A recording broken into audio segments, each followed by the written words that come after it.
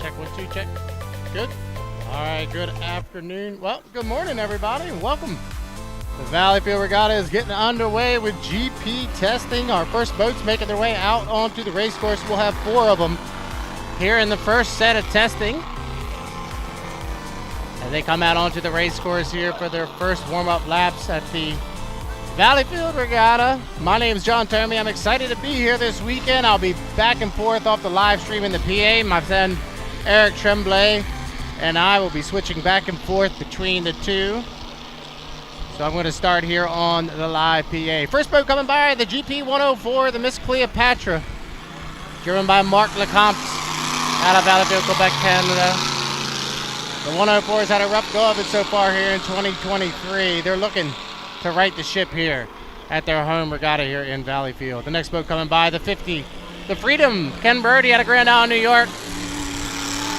He has been running really well here in 2023. Great to see the 50 doing so well. And the next boat by, the 757 of Mario Blaine and the Canada Boy. GP testing underway here on this small 1-mile race course here at the 2023 Valleyfield Regatta. Beautiful Henderson hydroplane coming by right now, driven by Marc Lecomte. In the 104, Miss Cleopatra drives for Miss Lynn Mayer out of Valleyfield, Quebec. You can see here in Valleyfield, really tight corners, long straightaways. So these guys will be looking for about lane 3 or 4.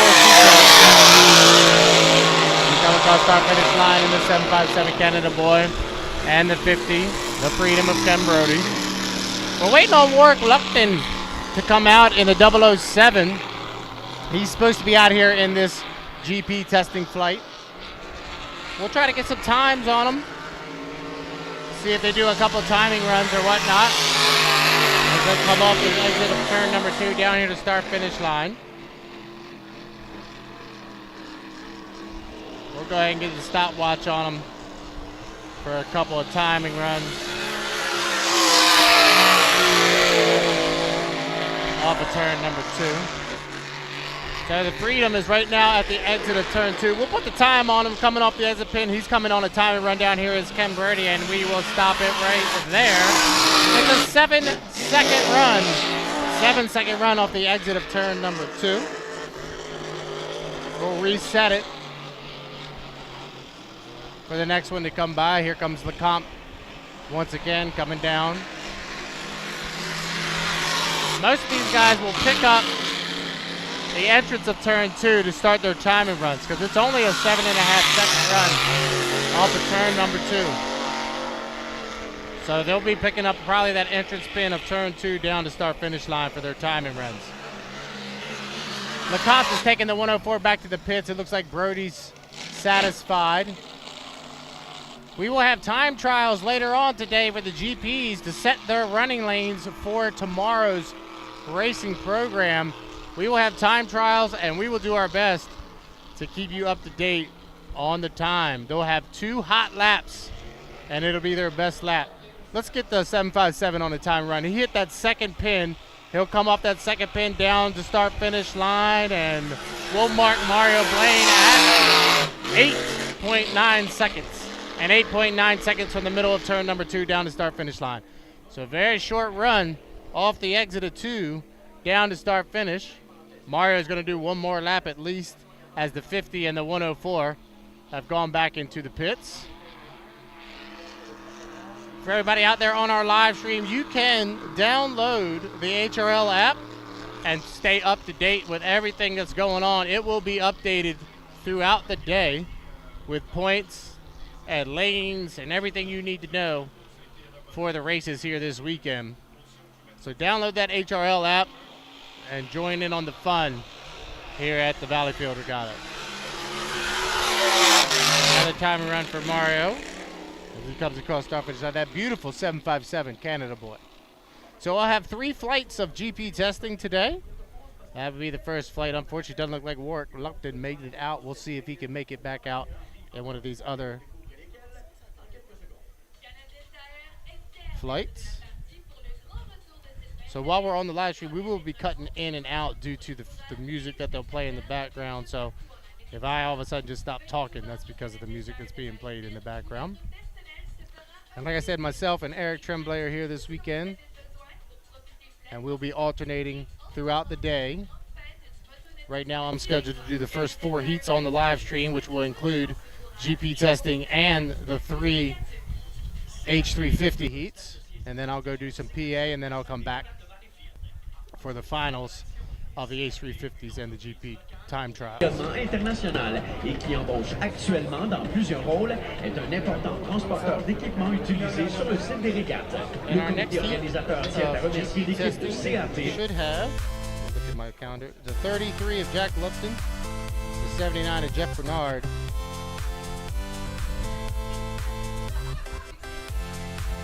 Also, it looks like, let me get it real quick to make sure. The 88 of Andrew Tate will also be in the next flight. So those should be the 3 making their way out of the pit area here in the next flight of GP testing.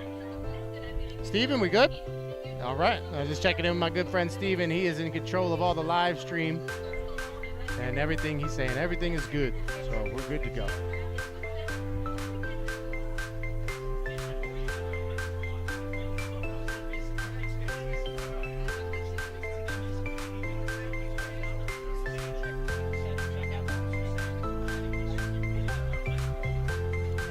All right, here comes our second flight of GP testing. They're making their way out of the pit area onto this long straight. We'll try to get a couple marks on them as they come through, and all 3 have made their way out. The first boat out of the pit area will be the GP79, sponsored by Reliable Diamond Tools.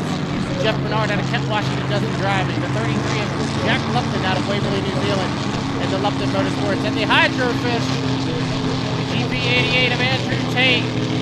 He is having a dominant 2023, picking up where he left off in 2022. Out here, all 3 of them going to come through turn number 2 down here to start finish line for their testing session here at the Valleyfield Regatta. First one coming by. Reliable Diamond Tools presents the GP79 Bad Influence of Jeff Bernard. Jack Lupton in the 43. And the 88 of Andrew Tate, all 3. Coming by. They're going to have to spread themselves out a little bit so they can get a couple good timing reps here. Looks like Jack is stuck his nose out in front of the 79 right now. So once again, this is just GP testing. Boats out on the water, trying to find the lay of the land. That's better. Yeah. Trying to find the lay of the land out here on the race course. All 3 of these drivers have been here in Valleyfield before. The course never changes, so they should be good to go. Lupton off of turn number 2. Here comes Bernard as well on a timing run down the start-finish line. Remember, Grand Prix Hydrogen 468 cubic inch blown alcohol motors. We're going to get tight down there in the turn number 1. And Bernard hugs the blue line. Bernard's on a hot lap right now. He's flying at 79. Reliable Diamond Tools presents a Bad Influence down the backstretch here. Putting in a nice hot lap. They're going to get ready for the time trials later today. Let's see how close he can keep it to that buoy row as he comes through turn number 2. Off of turn 2, Bernard comes across start finish line. Looking really nice. Hopefully they figured out that but he looks really good. Coming across start finish line. Here comes Lupton as well. Lupton Motorsports. Comes Andrew Tate running out about lane 5. 88 having a little bit of a backfire as he comes across. Looks like Andrew's taking it back to the pit. He heard something there in that 88. He's decided to take the Hydrofish back to the pit area. That didn't sound up to par coming across our finish line. And we've got the 79. That's fuel issues once again There's been fuel issues all year with the 79. It looks like they could be having some pickup issues on the backstretch. Bernard gets it fired back up. That's a good sign. Lupton coming across the finish line once again.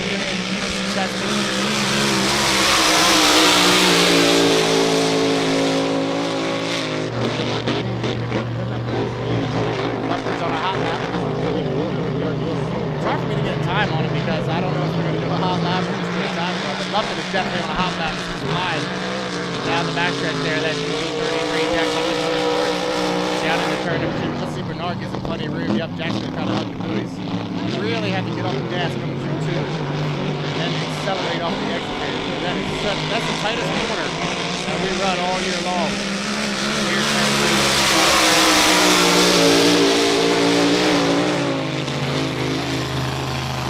2. Bernard taking it nice and slow down across our finish line. He'll probably take the reliable down to 279. That is back to the pit area.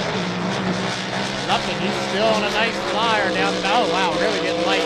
Time walking his sponsors down here in turn number 2. Woo, hit a hole, that big hole at the end of the turn 2. Everybody hits it.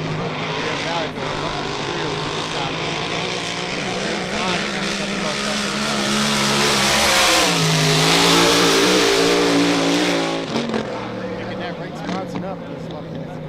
Jack Lupton qui retourne au puits de ravitaillement. Alors voilà pour cette That's the second of 3 flights. We'll have the 577 of Ken Lupton, the 212, and the 35 driven by Brandon Kennedy. I think the 212 is being driven by Yannick Leger today, but I'll have to make sure.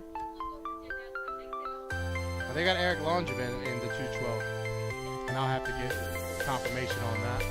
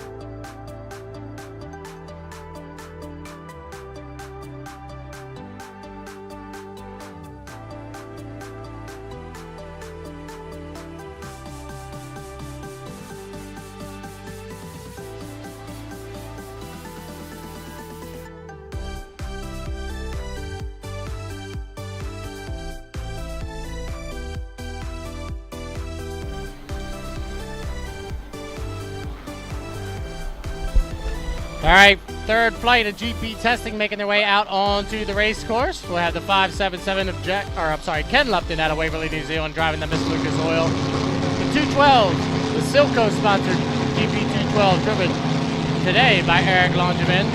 And the 35, Thompson Automotive Group TM Special, driven by Brandon Kennedy. And there he is, Work. Lupton's made it out, the 007. The old man has made his way out of the pit area from Waverley, New Zealand. Good to see the old 14 back out on the race course. Kennedy Lupton coming by in the 577. 212. Eric Langevin and Yannick Leger, they switched back and forth in that. Eric's getting the time run today. Brandon Kennedy in the 35. And the 007. Without the cowling, that doesn't really matter. He can still go out and fly.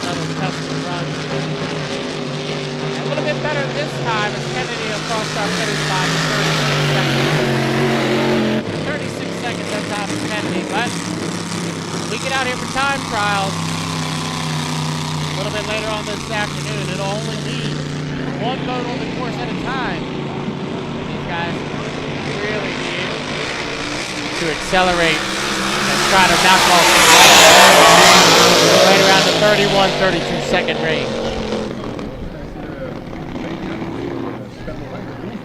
So our schedule today, that was Grand Prix testing. Coming up next, we'll have 3 heats of Hydro 350s. We'll do 3 laps. 3 heats of Hydro 350s, we'll do 3 laps. Then we'll have 2 heats of 2.5 liters. We'll do a vintage flight. Formula 2500, we'll have 2 laps. Then we'll go back to Hydro 350. Jersey Speed Skiff Pro Hydro Grand Prix time trials. And then Hydro 350 final. That'll round out our day here on a condensed Friday version of the 2023 Valleyfield Regatta.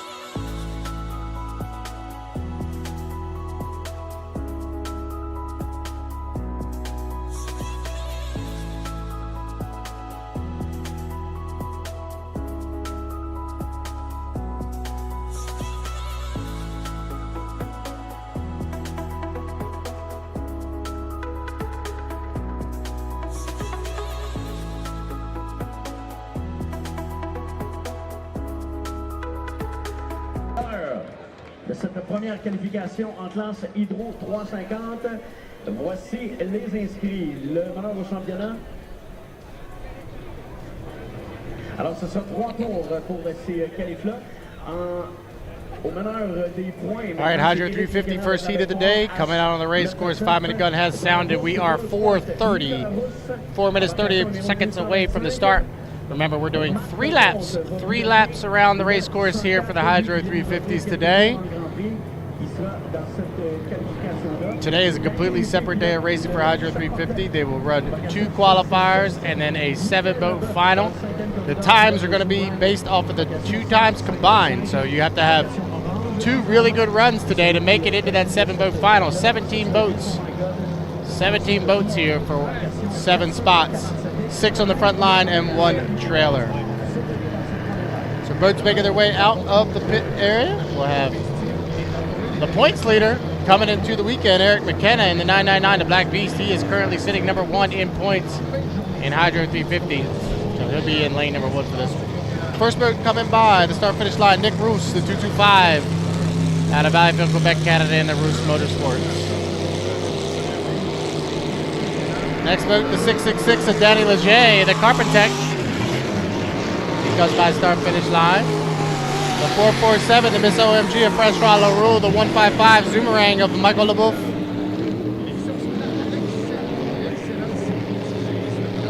And the 999, the Black Beast. We're looking for the 104, and here he comes. Mark Lecomte has made his way out. So all 6 boats have made the call. We are 3:03 from the start. First heat of the day on the Friday edition of the Valleyfield Regatta H350s.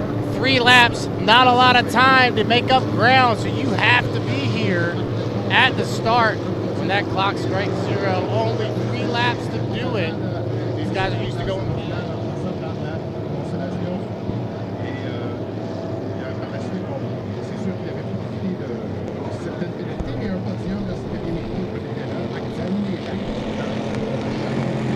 Away from the start, 2:30. Bruce comes by, Danny Leger comes by. Here's the one, the 104 of Mark Lecomte back in Cambridge. He and Nick Bruce put on a show in one of the qualifiers that weekend. They were deck to deck for 5 laps. We'll see how this is a fast heat. Looking at the boats here in this heat, there are 3 really good ones. And the other 3 aren't too bad themselves, but the 104, the 999, and the 225, 3 really fast H350s out on the race course here today. The first heat of the day. We are 145 away. Hydro 350 first qualifier of the afternoon.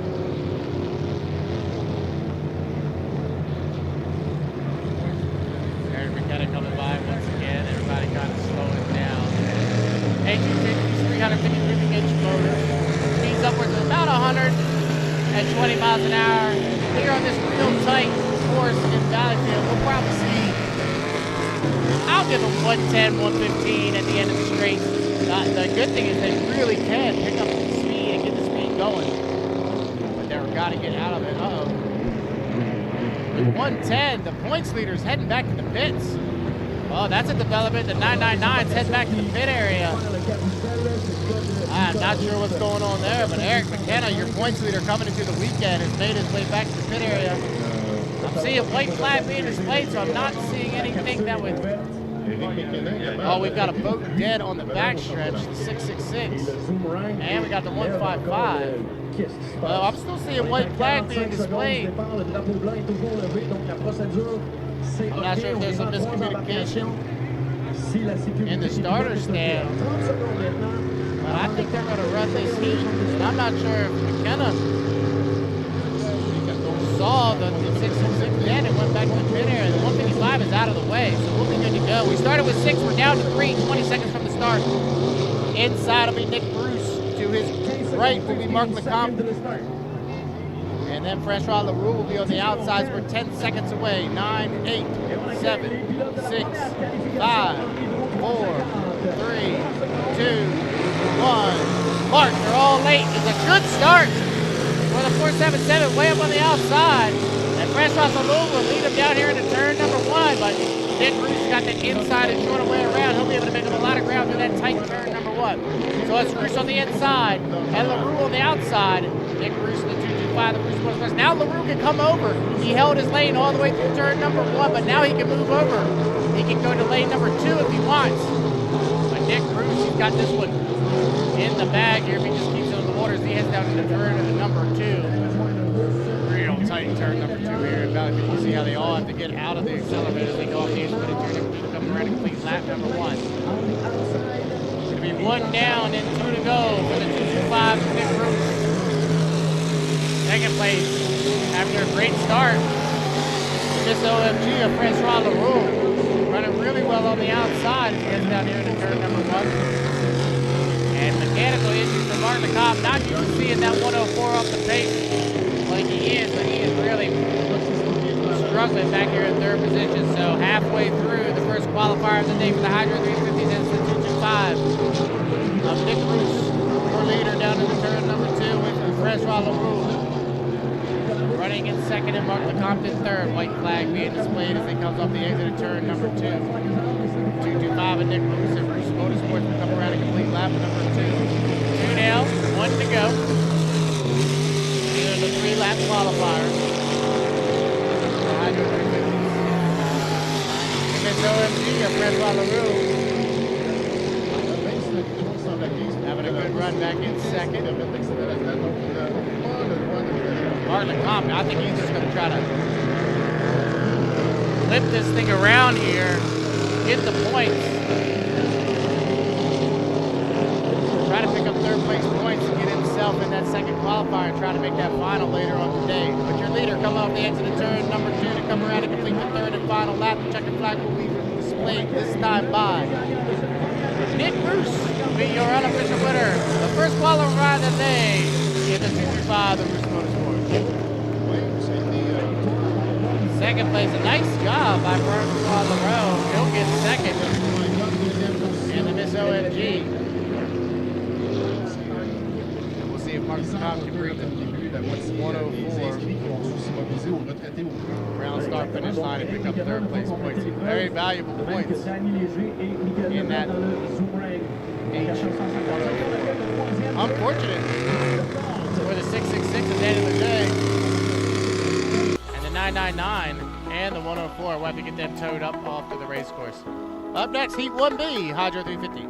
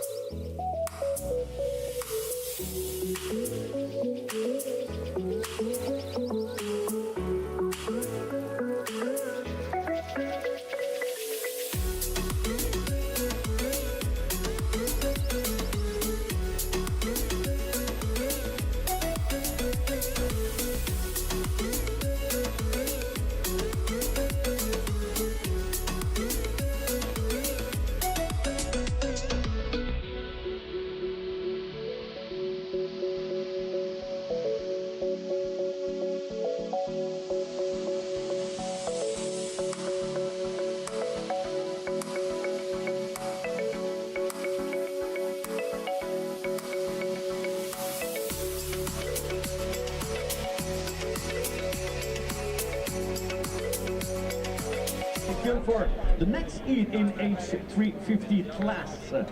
La deuxième vague des qualifications en Hydro 350 et on vous rappelle que c'est les vitesses qui prédominent. Les vitesses sont all right, 5-minute gun has sounded for the second heat 1B. Heat 1B, H350s should be making their way out on the race course. Remember, we're only going 3 laps around here today. On Friday, tomorrow, we'll go back to 5 laps. Le last minute again, le H8 avec Michael Tremblay à son bord. Le bank on it de Kent Emerson, le H519. Embarcation numéro 700. Boats making their way out. First boat out of the pit area from Brockville, Ontario, Canada. That's Kent Henderson driving the 519, the bank on it. There's the 242.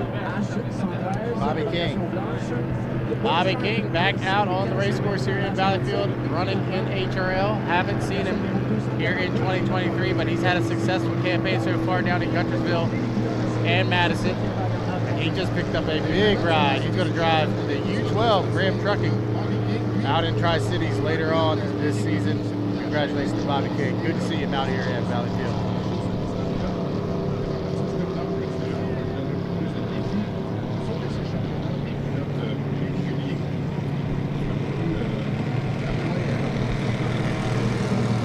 Bobby coming by, he'll be on the outside here for the first 2 heats this weekend due to him not running so far here in 2023. H113, Louis Boudin done a good job in that 113 out of Sorel-Tracy. Quebec, Canada, the 37 across St. Vincent comes by as well.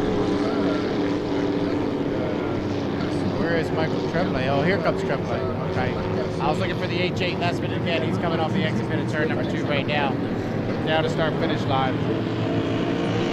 Currently second in the points, and Michael Tremblay has really done a great job so far here in 2023. Drive for the Bill Howard family out of Ogdensburg, New York. 773 of Martin Marchand in the RTX. Comes by start finish line as well. So all 6 boats have made the call here for Heat 1B. We're 2 minutes and 40 seconds from the start. 2:40 away.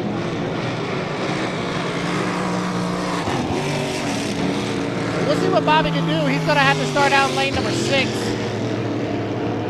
because he has not run, so he has no points in HRL. And lane assignments are based on your points that you accrue throughout the 2023 season. So since he hasn't run any here in 2023 in HRL, he's going to have to start on the outside for 2 heats here this afternoon. He's going to try to make that final, but it's going to be tough. The top 7 boats combined time from both heats today will make that final. So we saw back in Heat 1A, 3 boats unable to complete the heat. So none of those 3 boats, none of them, will be in the final later on this afternoon, and that's unfortunate for those guys. 145 from the start, 145 away, H350 Heat 1B. 3 laps around here this afternoon. Here comes Bobby in that LDC construction. Really fast. You see butts cut from the backstretch to the front stretch. That's a legal maneuver going to cut from back to front in between start finish line and the end of turn number 1. All legal maneuvers as Tremblay, he'll set up shop in lane number 1. On his outside will be Kent Anderson in lane number 2. So we'll see where Kent coming by. In the team tow band, the 519, the bank on it. He comes across start finish line right now. Everybody's schooling up down here at the bottom of the race course in turn number 1. 1 minute from the start, 1 minute away. So Tremblay will be in lane number 1. Kent Henderson will be in lane number 2. Martin Marchand, he'll have lane 3 here in 1B. Lane 4 will be Louis Boudin in the 113. Carl St. Vincent will be in lane number 5. And watch out on the outside, the 242 of Bobby King. One of the fastest boats in this 17-boat fleet we have here this weekend. We'll be starting in lane number 6 as we're 31 seconds from the start. Everybody looks in really good spot here as they head down to turn number 2. Everybody looks really good. This is going to be a good start. We're 20 seconds from the start. Everybody down here at the top end of the race course. Tremblay in 1, Henderson in 2, Rashawn in 3, Boudin in 4, St. Vincent in 5, and King on the outsides. We are 8, 7, 6, 5, 4, 3, 2. The early 1. Mark, there's a couple jumpers. We'll call like you see it on the race course. We head down here to turn number 1. Watch for Tremblay on the inside. Everybody got to hold their lane all the way through turn number 1. Wow, Tremblay's hooked it. Tremblay hooked it. That opens it up. And he's over. Tremblay's over. Got to be a red flag. Got to be a red flag. Here it is. Red flag. Tremblay barrel rolled it in turn number 1. Waiting to see if Tremblay's able to pop out. There he is. He's popped out on the other side. That's a good sign. So Tremblay out of the race boat, which is a really good sign. But man, that was shaping up to be a good one between himself and Henderson. And Bobby King was flying on the outside.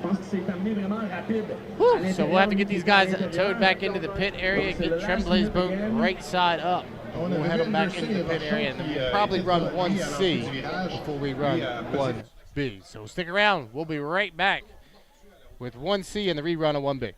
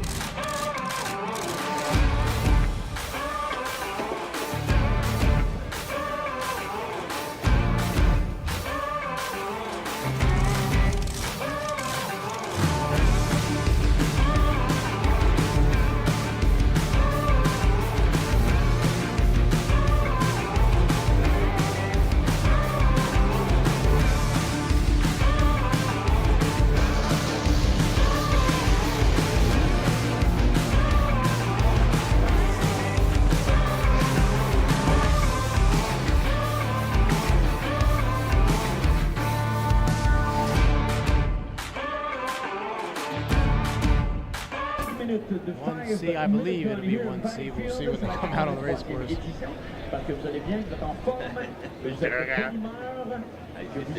it'll be 1C. First boat making its way out is Richard Hadel in the H2. He'll be making his way out on the race course. Here comes Andrew Tate in the 300. The Pennzoil out of St-Felicien, New Jersey. Drives from Ray Lynn. Andrew from Wild Lake, Michigan. He's the darling of the regattas. That's what they're calling him up here. The darling of the regattas is Andrew Tate. Next boat, your 2022 HRL High Point champion, and Tyler Cadats out of Brockville, Ontario in the H1. Then you have Dominic Mosenev. Good to have him back. Dominic Mosenev drives the H4 with the big decision in the final boat out. This guy impressed everybody 2 weeks ago. Tommy Shannon in the H306, the Dog Nasty, had an unbelievable weekend in Brockville. We'll see if he can replicate it here today. We are 3:35 away from the start. H350 Heat 1C. We will rerun the 1B. We'll have to rerun the 1B. Remember, we're only doing 3 laps around the race course here this afternoon. Here comes Tyler Cadats in the Awesome Secret. The big decision.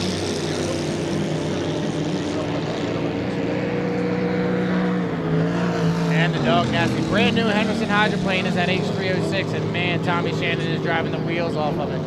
Tommy's stepping up from the Formula 2500 ranks where he drives the F4. Valleyfield Auto Parts sponsored F4, and he has done a heck of a job. They said that boat was a rocket in Brockville. He won the Brockville Regatta 2 weeks ago, looking to repeat it here in his home race in Valleyfield. 2:45 for the start, 2:45 away. Andrew Tate comes by with Richard Hayden on his inside. Stands starting to fill up here at the Valleyfield Regatta. It's a beautiful day for racing. A little overcast, not too hot. It's a great day to be here at the regatta.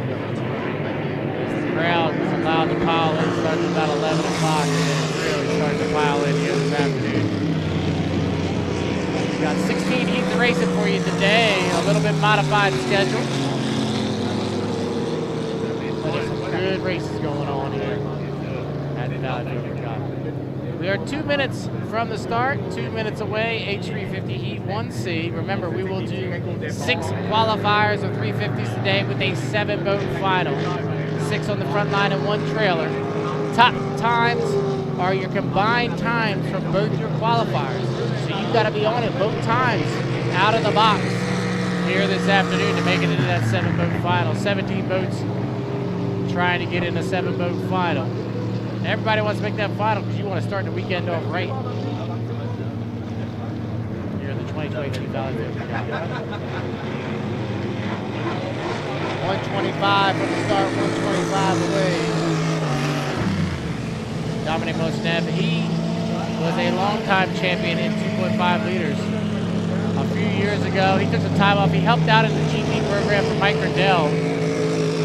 But now he's back racing for the Allard family in the H4 big decision.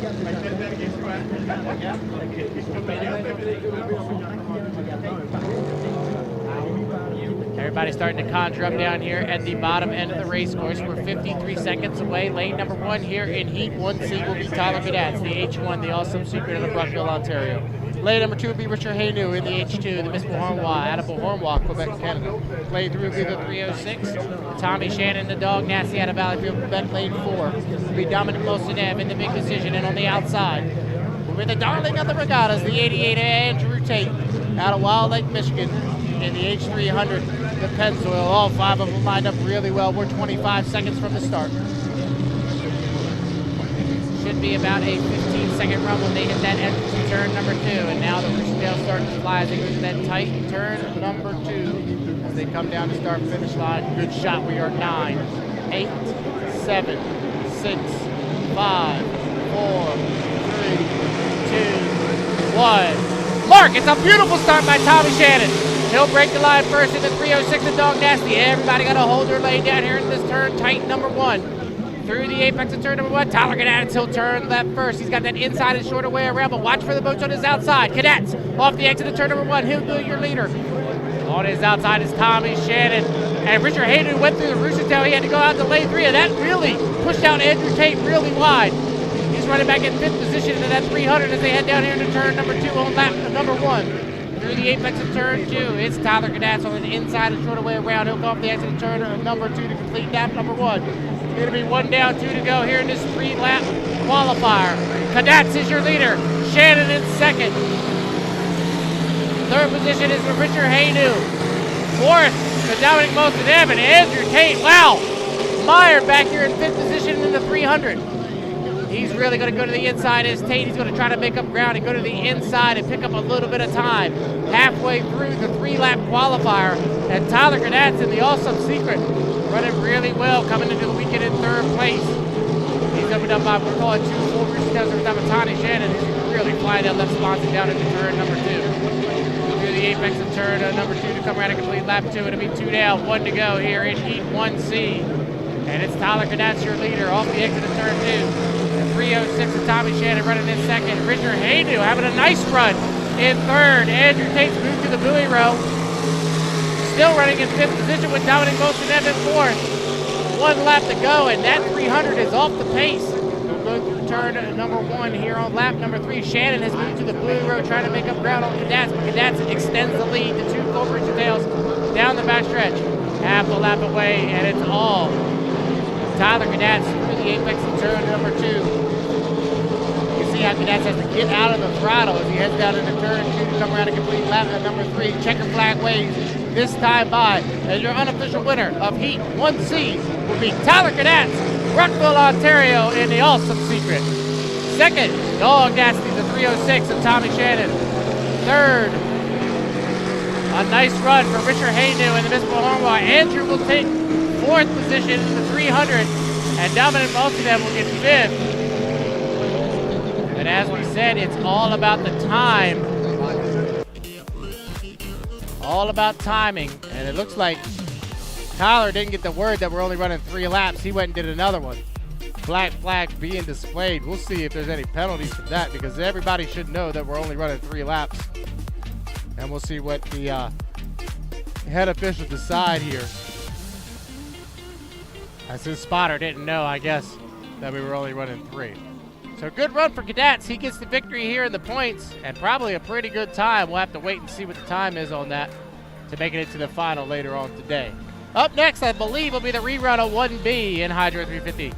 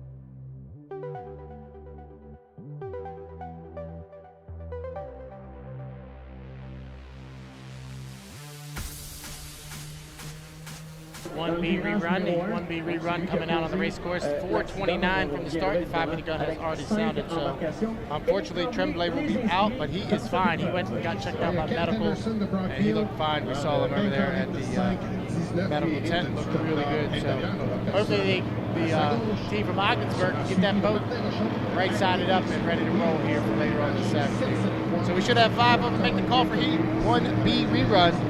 Kent Henderson, Martin Marchand, Louis Baudouin, Carl St. Vincent, and Bobby King should be the 5 starters here for Heat 1B, the rerun.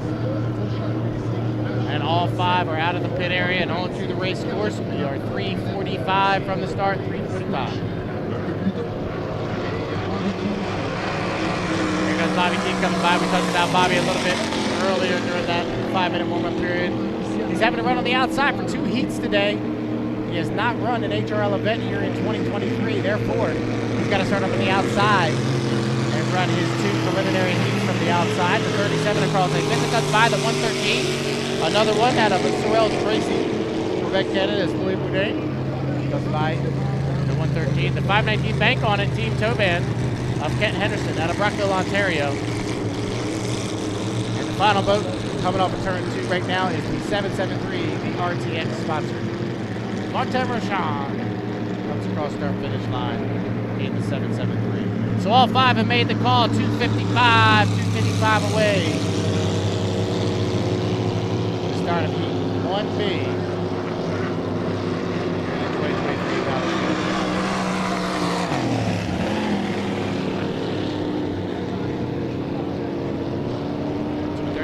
From the start, 2:35. Everybody out here doing warm-up laps, getting ready. If you're just joining us, remember we talked about it. 2 qualifiers, 3 laps each for the Hydro 350s today. They'll take the combined time of the best of the 2 races. They'll take the combined time of the 2 races you run today and the top 7 boats. The combined time, make it into the final. We'll run later on this afternoon.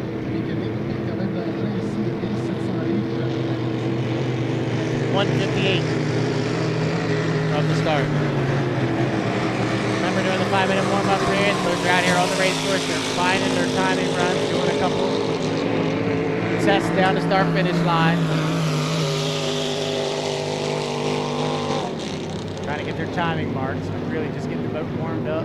Everybody's already probably got their timing marks set from the last time that we did the 5 minutes.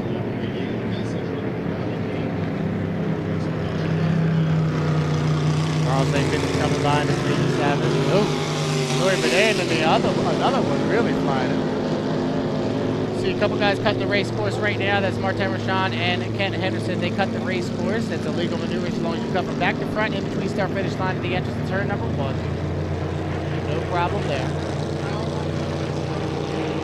See Louis Boudin. Yeah, Louis is going to cut as well. They're all a little early, 103. Laps in the 350 class, roughly probably right around 40 seconds, 45 maybe, here on these tight turns in Valleyfield. We'll get it set up for you, Henderson. He'll have lane 1 now without Tremblay in there. So Kent Henderson will be in 1, Martin Marchand will be in 2, Boudin will be in 3. Carl St. Vincent will be in 4, and Bobby King, like we said, is going to start on the outside. He'll have lane 5 for this rerun of Heat 1B. 28 seconds from the start as everybody starts to pick up the pace a little bit as they head down here to turn number 2, the top of the race course. Sorry, the bottom of the race course. So Henderson in 1, Sean in 2, Boudin in 3, St. Vincent in 4, and King in 5 as we're 10, 9, 8, 7, 6, 5, 4, 3, 2, 1. Mark, wow, that's tight, but it looked good. Henderson will lead him down here to turn number 1.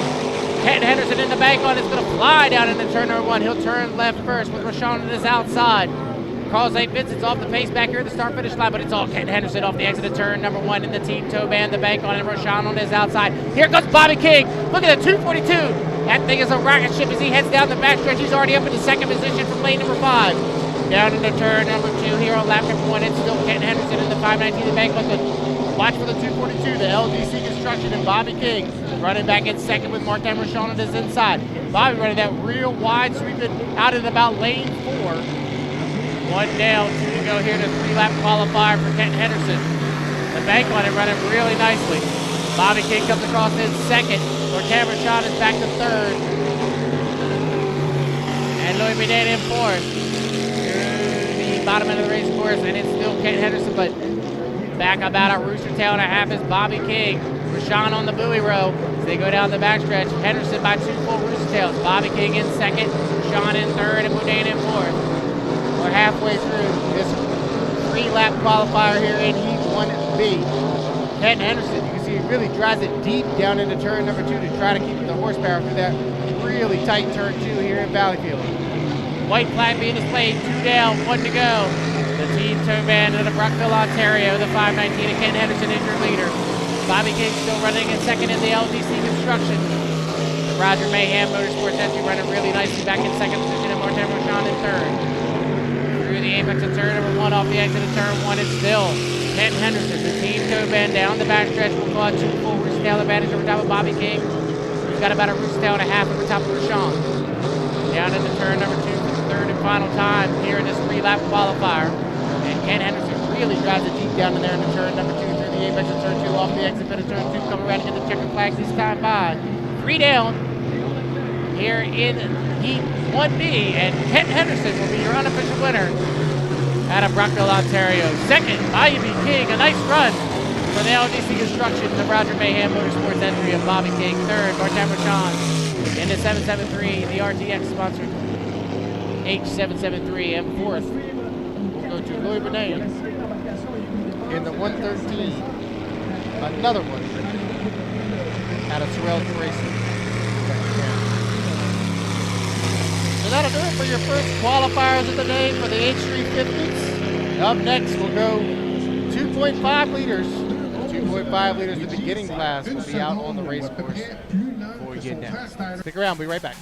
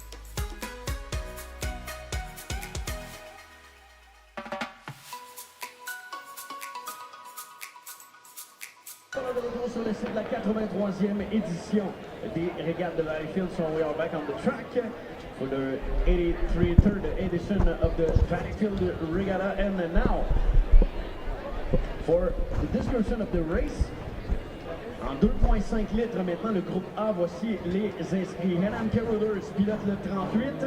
Sébastien Leduc va piloter le 555. Vincent Laberge est dans Alors, de retour à la division en ligne ici au Régates de Valleyfield. On s'en va en classe 2,5 litres. On a 2 vagues de qualification ici à Valleyfield. Il est à 12 inscrits. Classe qui est vraiment compétitive cette année.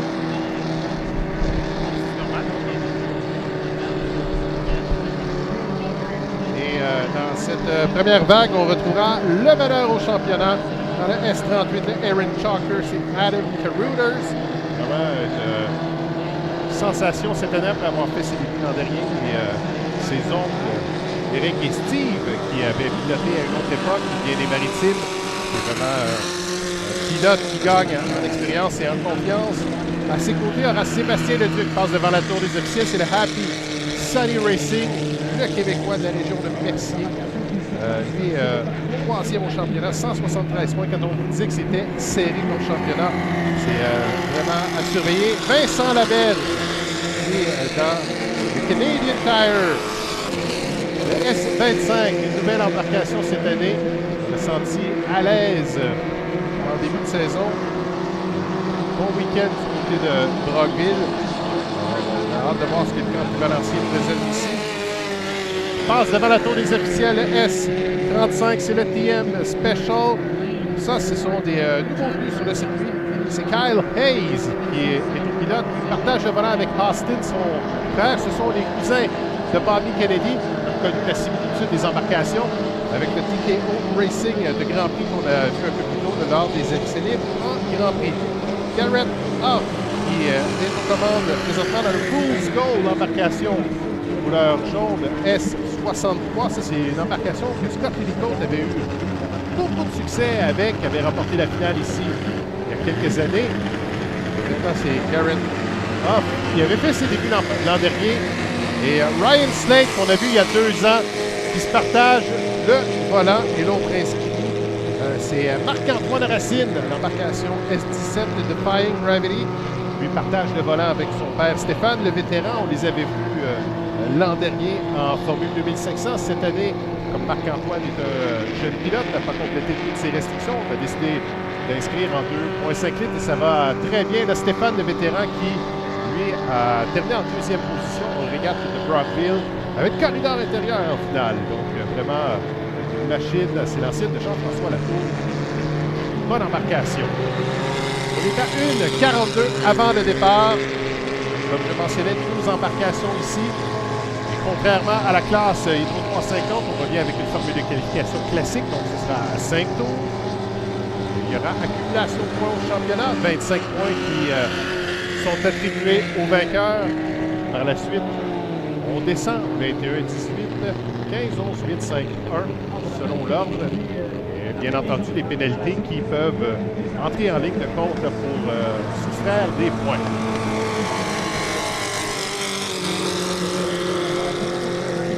Dans la procédure du départ, on voit les embarcations. C'est Kyle Hayes qui bifurque, qui complète le carrousel. Carruthers à l'intérieur, on les voit. Garrett Huff qui tentera un départ lancé et vous avancez du côté de Bellerive.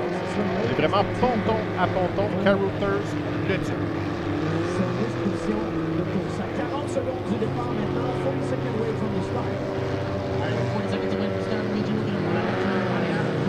Vincent Laberge qui est à la traîne, qui appuie sur l'accélérateur. Qui pourtant bénéficie du 3e corridor.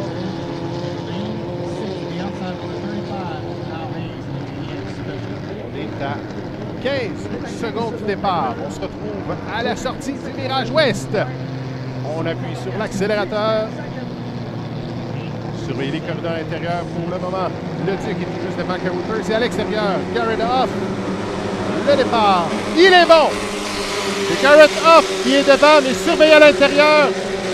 Carouters en accélération. On arrive à la bouée de 8 pieds. La première bouée à l'entrée du virage. Le Duc qui tient tête à Carouters. Et on se retrouve sur le droit. On a Racine à l'arrière, à l'extérieur. Garrett Hoff, on sait que l'embarcation a terminé sur le podium à Brockville. Et le Duc accélère plus rapide que Carouters en ce moment. Et l'embarcation Canadian Tire qui amorce son premier tour.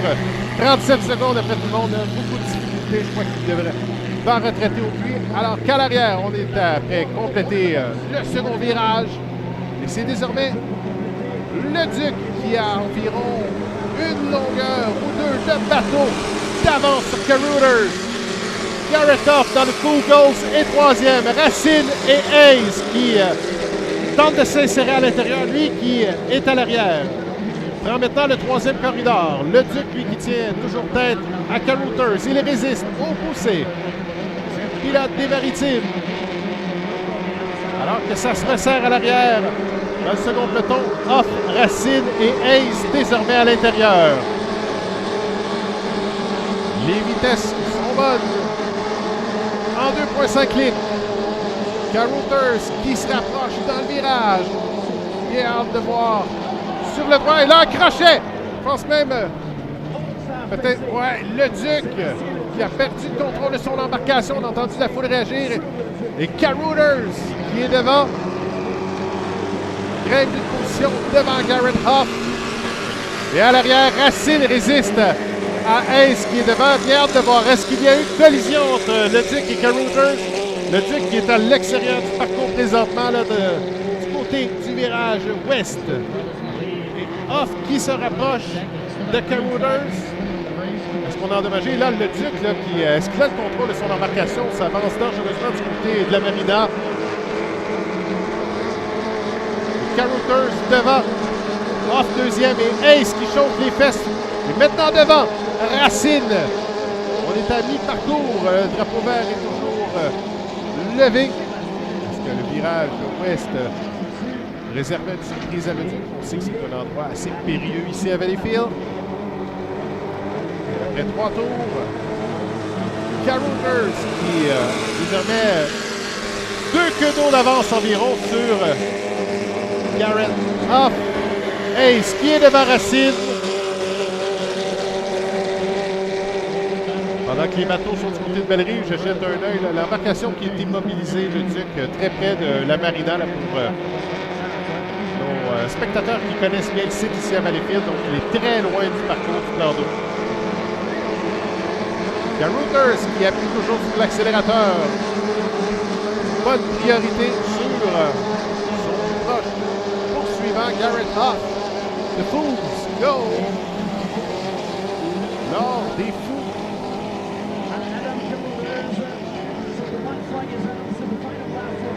Belle stabilité là, pour l'embarcation du Aaron Chalker.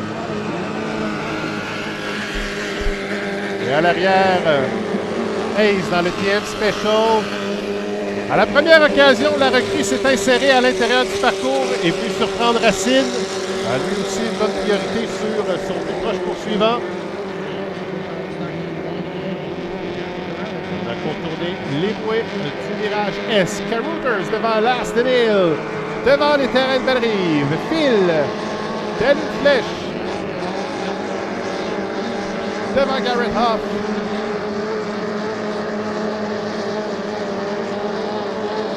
Dans le virage ouest. Un peu plus large et ça suit dans l'ordre.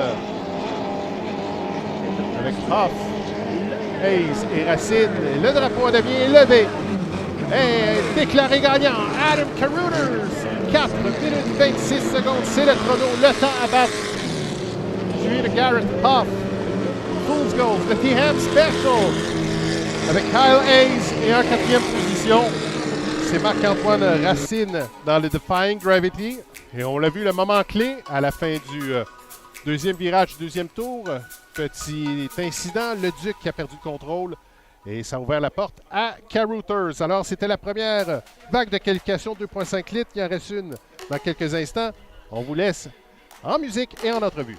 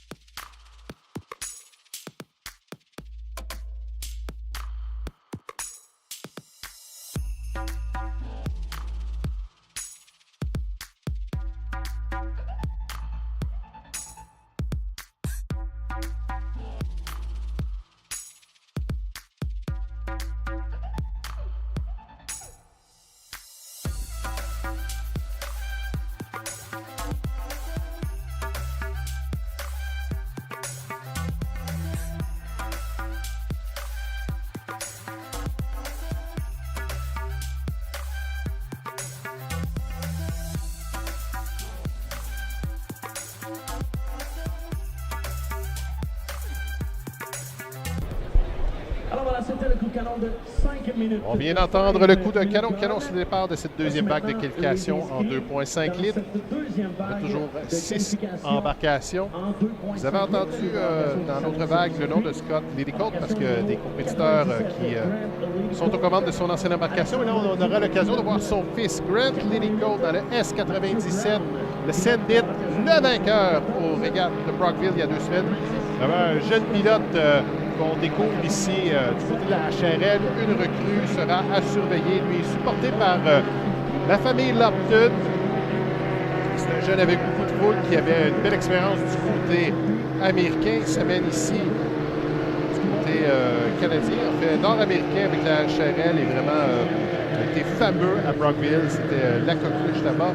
Aura à ses côtés dans le S88 le Capri Valencien, le Fat Boy Alexandre Leduc, pilote de 2e année. Lui, il est aux commandes de l'ancien Graphics. Ça, c'est l'embarcation avec laquelle Yves Villeneuve avait connu un certain succès. Il était excessivement rapide là, dans cette embarcation. Mathieu Brown, le S74.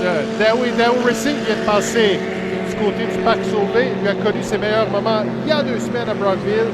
C'est l'ancien Maverick de la famille Tremblay. Et Mathieu Brown, ses performances qui l'ont permis de s'insérer au 8e rang au classement. On se retrouve à 54 points de la tête. Vraiment à surveiller. 68 points au classement international Cambridge.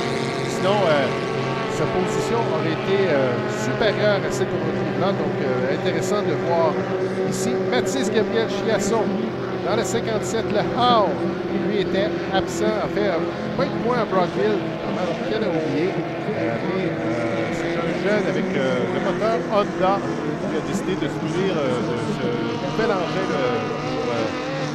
motorisé. Et vraiment, on entend le son particulier. Et mardi, lors des essais près du pont Larocque sur la voie maritime, le canal de Bois-Noir était excessivement heureux des performances de son embarcation.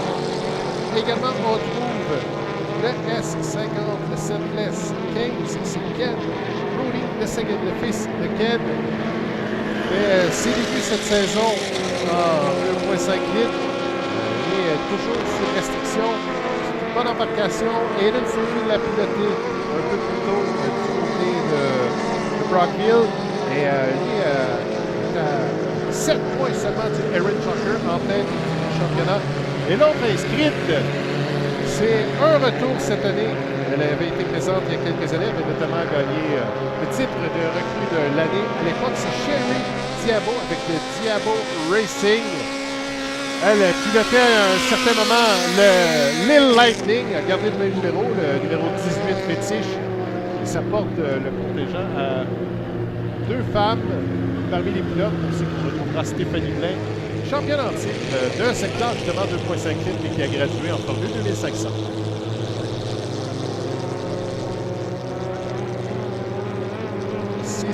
Embarcation, 4,26 le temps à battre qui a été réussi par Adam Carruthers. Les pilotes qui vont du carrousel dans le virage Est.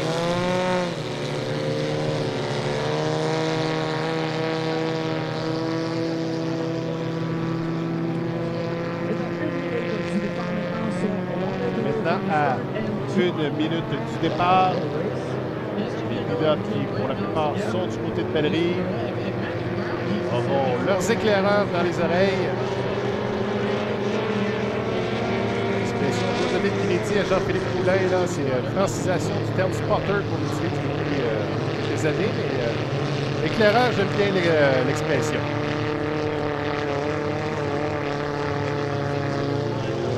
On entreprend le virage numéro 2. On appelle les corridors dans l'ordre. Grant Lidico, Septit, Fat Boy, Alexandre Leduc, Daou Racing, Mathieu Brown, The How avec Mathis Gabriel Chiasson, St-Felicien 15, St-Felicien 15, Ken Brody et à l'extérieur, le Daibo Racing, Sherry Diabo. 12 secondes. On est en accélération. On verra qui prendra un bon départ lancé. Le départ est bon. Send it. Lady Cote avec Alexandre Leduc. Brown Chiasson à l'extérieur. Une belle accélération. Et à la sortie débouée. Lady Cote qui résiste à Leduc. Daou 3e. Chiasson. Et désormais 3e. Une belle accélération avec le moteur Honda. Perte de puissance pour Alexandre Leduc, on dirait. Ça a permis à Brown et Chiasson de se rapprocher alors que Lady Cote file droit devant. Diabo et Rudy sont à la traîne. Lady qui contourne les bouées.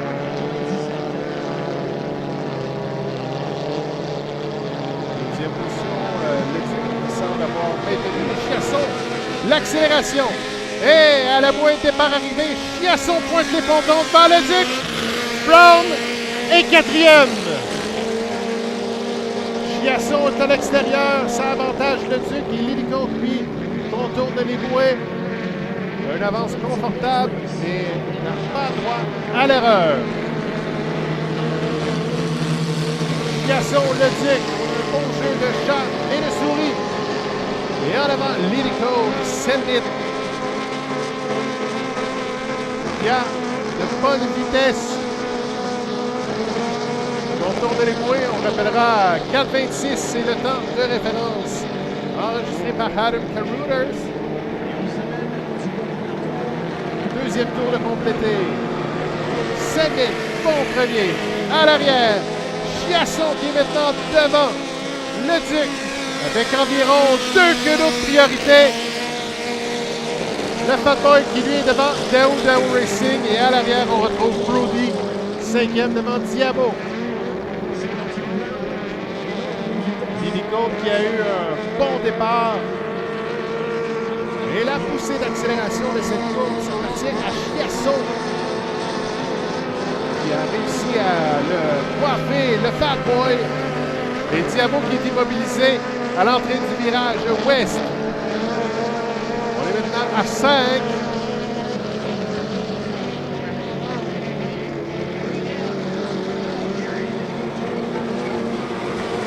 Le drapeau vert est toujours hissé. Le Zenith devant le How, le Fat Boy et le Daou Racing.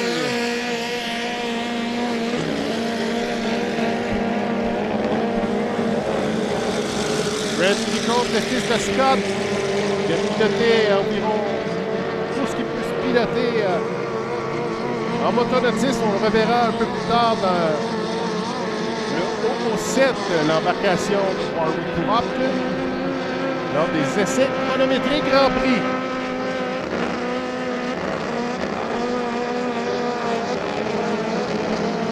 Brody qui complète son 3e tour.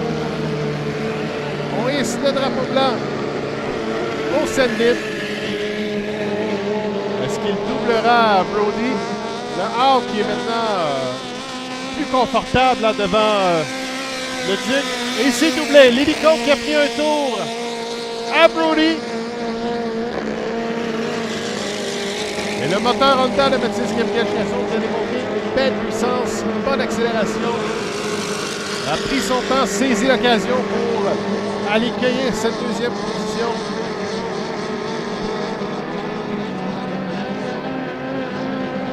C'est environ un quart de parcours de priorité là, que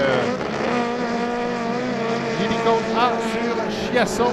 Alors qu'on agite le drapeau de biais pour votre gagnant, your winner, Graham Lilicone. En 2e position, il double également Brody. Finishing second, S57, 57 How, Mathis Gabriel Chiasson. Et puis à l'arrière, dans le 88 Fat Boy, Alexandre Leduc. Devant Matthew Brown.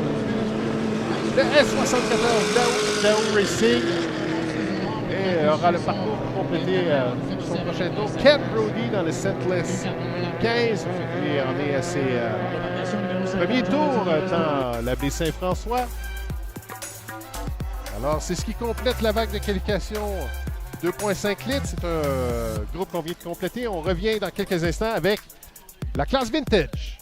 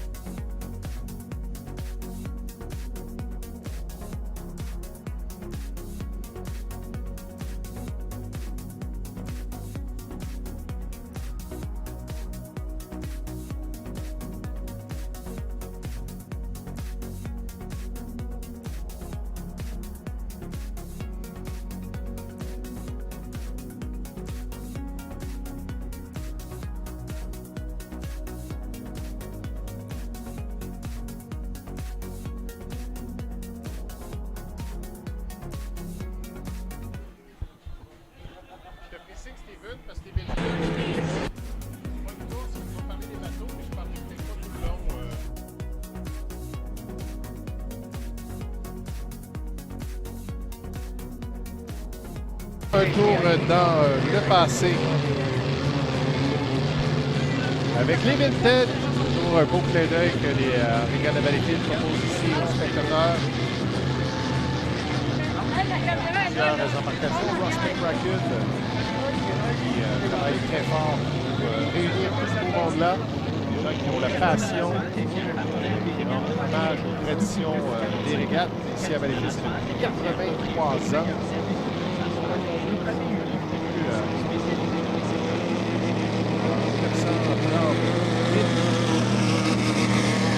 On voit le A77, le Hot Shot. C'est J. White Air qui est aux commandes.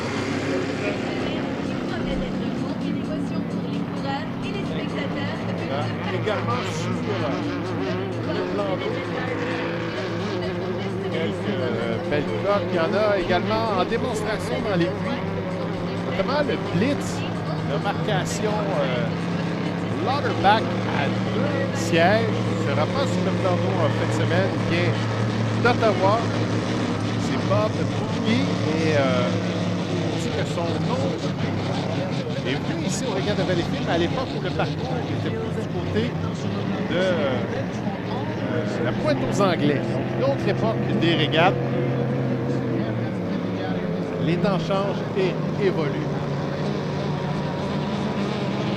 On retrouve également sur le plan d'eau l'embarcation numéro 19, le Tat, c'est John St-Peter. Ceux qui ont l'œil remarqueront un design qui ressemble à un vieux DeWitt. C'est Éric Labelle qui pilotait à l'époque. C'est assez fascinant parce qu'Éric Labelle est toujours pilote. Il y a une embarcation maintenant immobilisée dans le virage ouest, alors que passe devant la tour des officiels. C'est l'embarcation numéro 100 de Kester à Milton, le Speculation.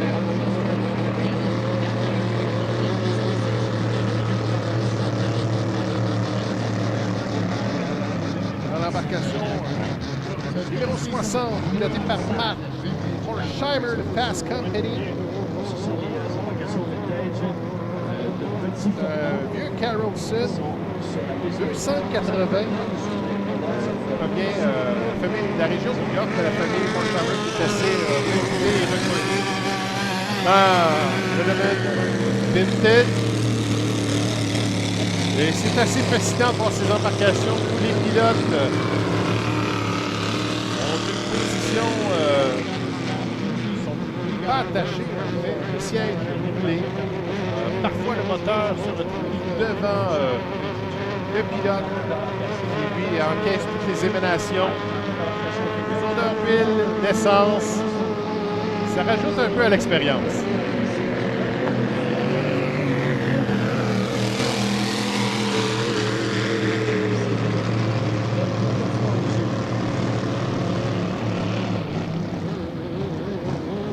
L'embarcation à la gauche de tous les officiels qui tentent de regagner le parcours.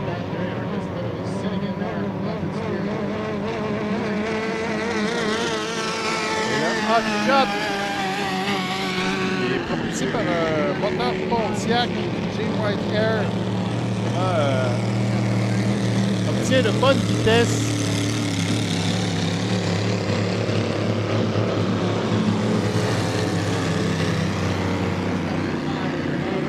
D'environ 20 inscrits du groupe. J'ai pu discuter avec Jimmy Shane un peu plus tôt, effectuer un retour.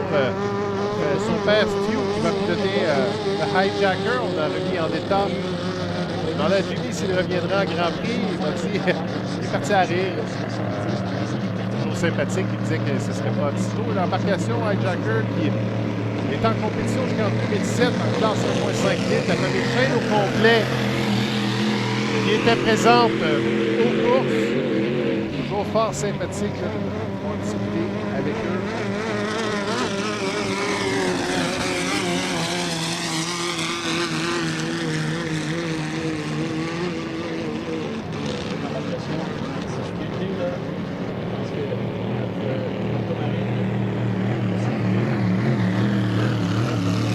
Le Stat qui fait des petits scrapeaux de son Saint-Peter. C'est ça, on a remis en état un ancien Do-It. C'est qu'Éric Lebel est pilote depuis les années 80 et on le reverra un peu plus tard en Formule 2500 dans le Général C. Avec du testing en 3 hydro. Une nouvelle classe qui est en démonstration l'année passée. Il y a du test drive final en hydro 350.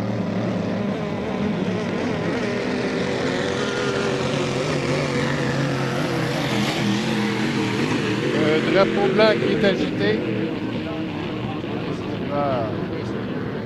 Plusieurs autres embarcations fameuses. Je vous en donne quelques-unes. J'ai nommé le Hijacker, le G-Wiz avec André Merteron de la région. Flying Eagle de Daniel Pelcha.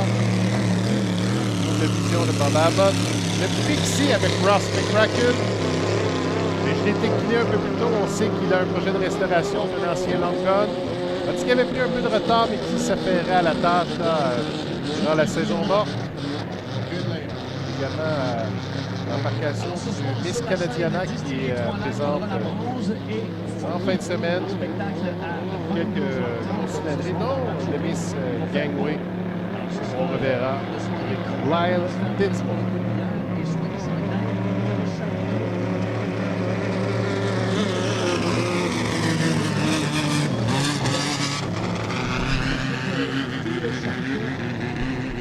A été fantastique avec les nombreux bénévoles qui ont remis le chapiteau à neuf, qui ont replacé les tables, les chaises, bref, une belle soirée de spectacle ce soir. Donc, encore d'autres embarcations vintage à venir. On s'arrête le temps d'une courte pause et le retour.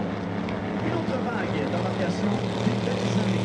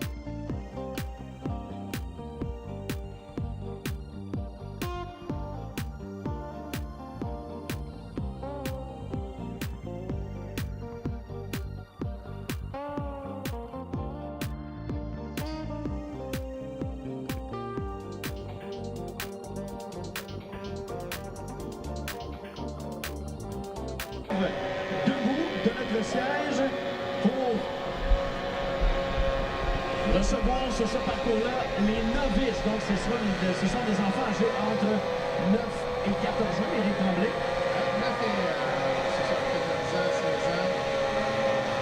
Procédure, c'est la première fois que tout ça. Vous voyez les bouées jaunes, ce qui rappelle un peu les bouées à l'époque de la Formule 1. Parcours ici, en demi-ligne. Et là, il faut quand même traverser le parcours pour se rendre au départ. Il va falloir faire attention. Là. Ça, là. OK, c'est correct. C'est passé.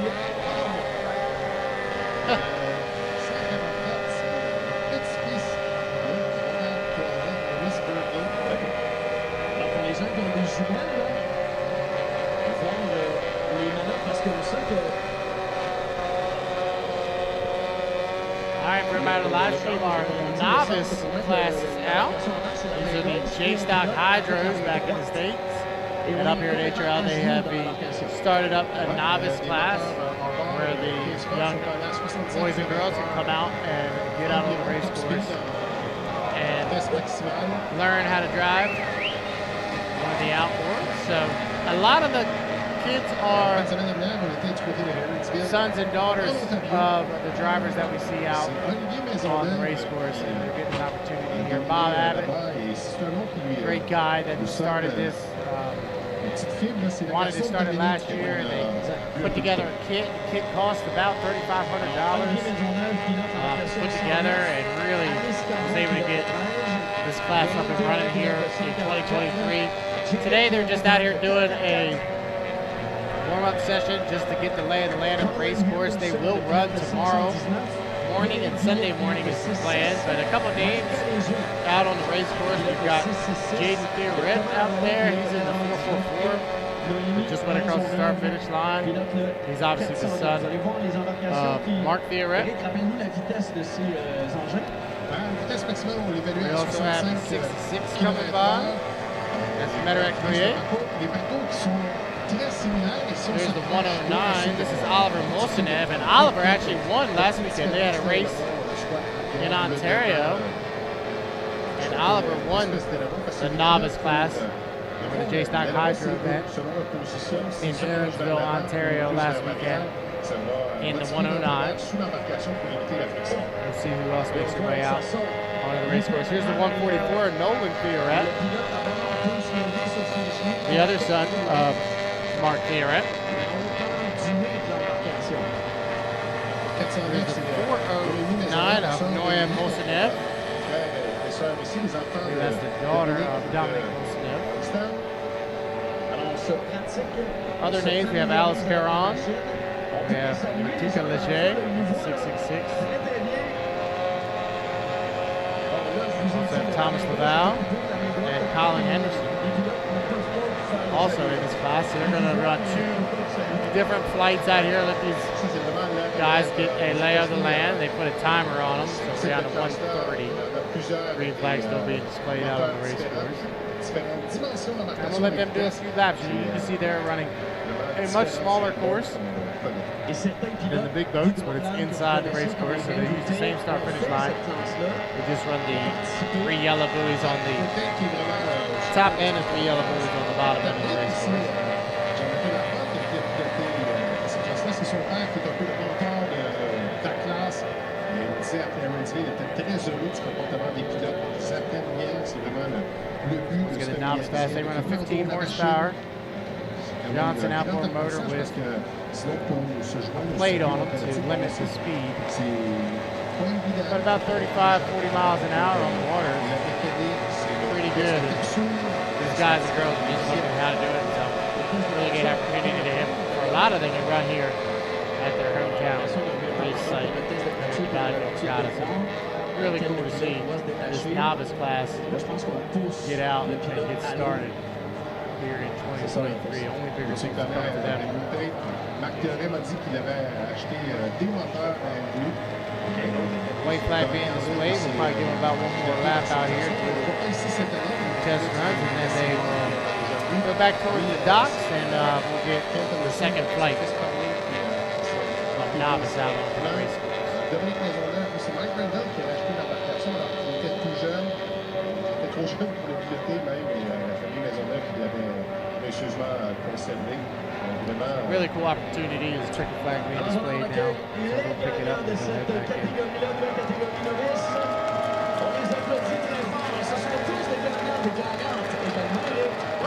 c'est très heureux de voir c'est important de former la relève, donner cette fibre de compétition aux jeunes. Et chapeau, Régates de Valleyfield, toute l'équipe. Si on sport jeunesse, puis vraiment supporte cette classe. Là, ce qui est fun, c'est que Let's get if you're on our live stream. It's a beautiful day here in Valleyfield. Man, we're not going to much better than this. But, en fait, on n'était pas supposé dead calm winds, aujourd'hui, beautiful skies. We're gonna have a really good Friday of racing here. Upcoming, we'll have our second plate of Novice. Then we'll go back and we'll run Formula 2500s. They'll run their first 2 heats of the day. Then we'll go back to the H350 qualifiers, GP time trials, JSS, and that Hydro 350 final. That'll be later on today. Stick around for the second plate of Novice.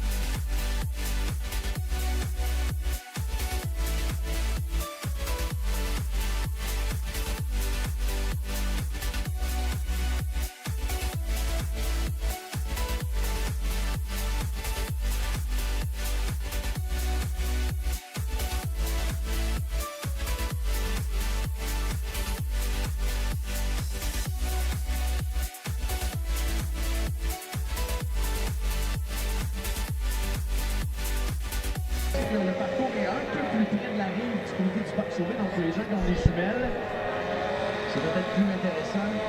Peut-être les suivre à la vue avec les jumelles également, parce que c'est de petites embarcations uniques. Le modèle de ces hydroplanes pour les novices. Oui, mais ce sont, on voit des subtilités, il y en a avec des pontons plus pointus. Il y en a avec des mini éléments, c'est des Up pit area. on a visité les plis. As we said earlier, we have formats différents. a whole another flight up here. Qui se ressemble beaucoup. On est dans un 15 parce qu'il y a des gens qui By driver number 13. That's 13. Alice Caron. 666. Marc-André. 99. That's Thomas Lavelle. En Ontario, il passe libre départ d'arrivée. C'est l'embarcation Flight Eagle. C'est l'ancienne embarcation de Jonathan Rabon. C'est ce qu'il nous a mentionné dans les dernières secondes. C'est son ancienne embarcation. 519 de Colin Henderson. Il a commencé la course à 9 ans. Et là, on a une embarcation en difficulté devant les estrades. On peut le saluer au passage. C'est Michael Léger, là, Michael Léger. dans le Charpentec Girl, qui a fait sensation quand tu l'as présenté la semaine dernière. Oui. On va les présenter d'ailleurs ce soir, les novices, sur scène, lors des spectacles sur la scène distillerie 3 lacs. Alors voilà pour ce qui est des novices sous le parcours jaune, au centre du grand parcours. Whenever you said these guys, the gals just coming out and just doing a few warm-up laps, trying to learn the race course. Dans la France, Secret, c'était pas le nom de son nom, par exemple, l'embarcation de la Régates. Dans le 99, c'est Thomas Lavallée de Phoenix, de Sorel. Tomorrow we'll do some deep races before there's that high collision and not. On voit les positions, So we're going to run a couple of races this morning, but the schedule being modified. c'est eux, selon leur position corporelle, qui décident Just let you go out and get the lay of the land. Ce que John Abbott me disait également, c'est que plus le pilote 3:14 on the clock. derrière, These plus guys près and du gals. moteur, le nez va lever. Donc, c'est la façon de contrôler la vitesse également de Really cool l'embarcation pour program faire that lever the les HRL patins devant. started here in John 2023.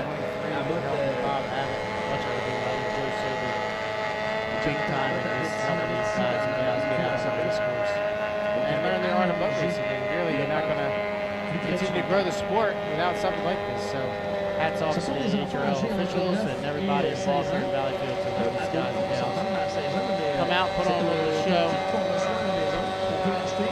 try to do a little bit of running tomorrow.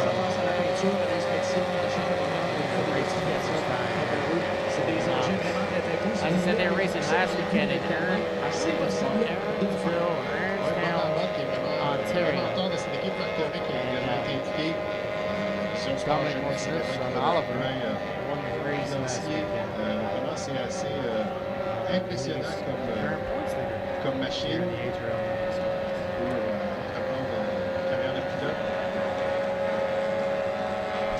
C'est une main sur l'accélération. All right, we'll let them run around a little bit, and when we come back, it should be the first two qualifiers for the Formule 2500 for the weekend.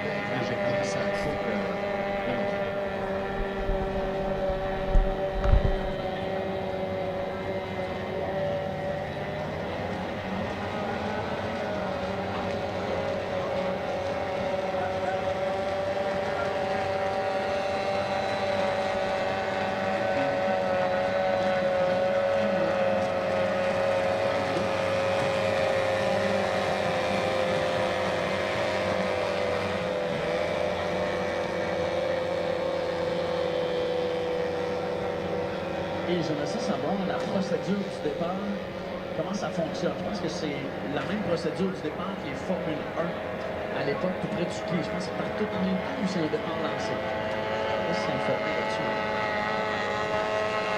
Jonathan Abbott, ça va nous en parler.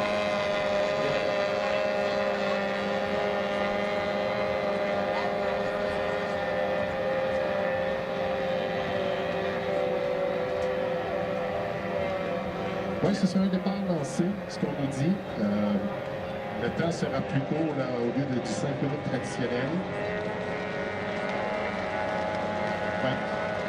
Les courses de ponton, on a vu des essais libres, mais demain pour les épreuves qui compteront au championnat, ce sera ponton. On aurait dû les voir à Sorel, malheureusement, comme la voiture a refusé de carburer. Ils étaient à Régates de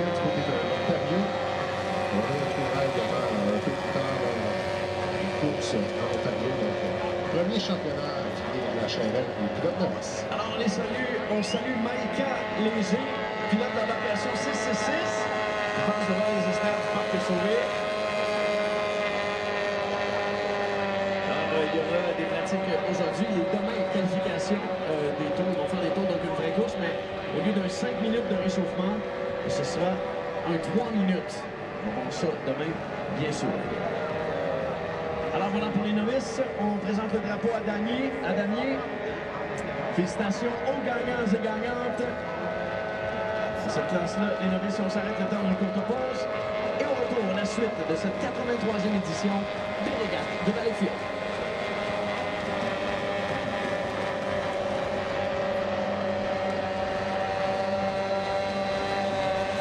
Énergie Cardio est fier d'être présentateur de l'équipe d'animation des Régates de Valleyfield. Énergie Cardio Valleyfield propose une offre élargie qui répond aux besoins de sa vaste clientèle. Le gym offre plus de 31 cours de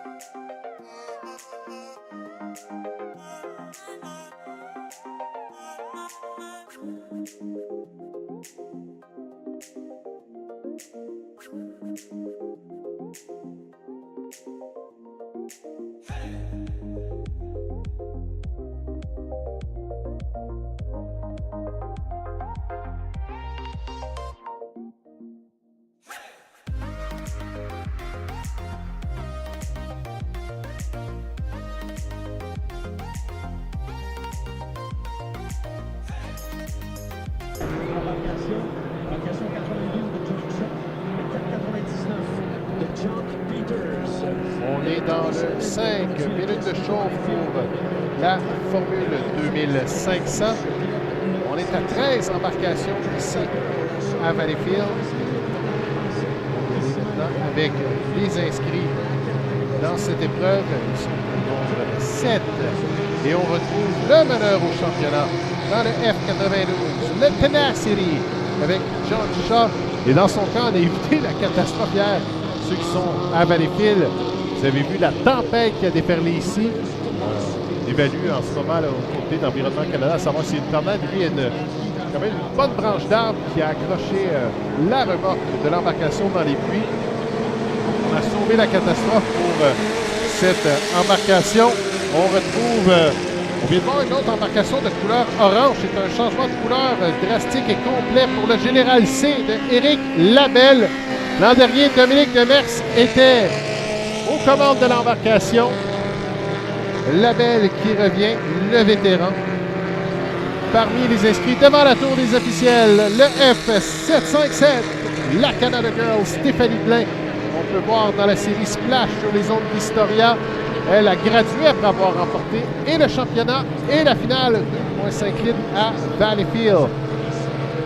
Du côté du virage ouest, il va entreprendre le virage sur l'embarcation 500 Eric Fouch Pasteri St-Felicien 16. Un autre gradué de la classe 2,5 litres. Également à surveiller dans le 499. Le Penway, c'est John Peters, embarcation couleur mauve. Vous verrez, à de plusieurs ailerons, style dauphin, des déflecteurs pour le vent. Semble-t-il que ça porte chance. Lui, à Brockville, avait oublié de mettre les bouchons. L'embarcation s'est remplie d'eau. Il n'a pas été en mesure de prendre le départ en finale, mais il est à surveiller. Là, il est troisième au championnat. John Peters qui provient de la côte ouest. Grand champion qui a décidé, lui, de se frotter à ce qu'il a dit les meilleurs, c'est-à-dire les pilotes de l'Hydroplane Racing League. On a dans le F4 le pièce d'auto Valleyfield. C'est Tommy Shannon qui pilote deux embarcations ce week-end. On le voit dans le Dog Nasty. Également ici en Formule 2500 avec un moteur Honda. Simon Fortin dans le Fortin Motorsport, un gradué de la classe 2,5 litres. Embarcation 199. Si vous le visitez dans les puits, vous verrez une affiche à vendre. C'est une embarcation qui est disponible pour les pilotes, les intéressés à se joindre au circuit de course. Donc, on est à 7 et à 1,23 du départ.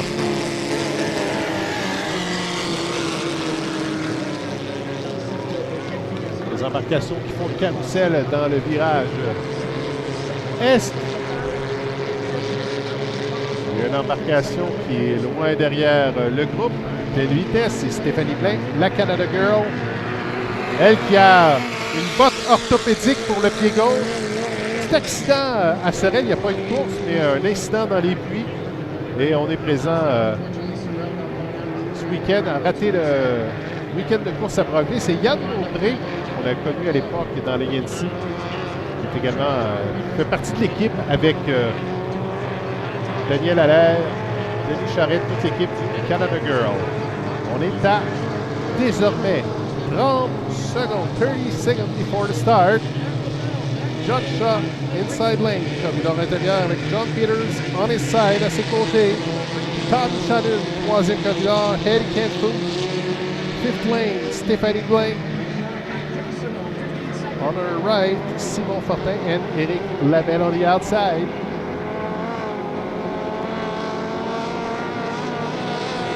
À 6 secondes, devrait se surveiller au départ. Oh, ce sera serré pour John Peters. John Shaw et Tommy Shannon, les corridors intérieurs qui sont tous devant le peloton. À l'arrière, Fast Eddie Ken Fouche.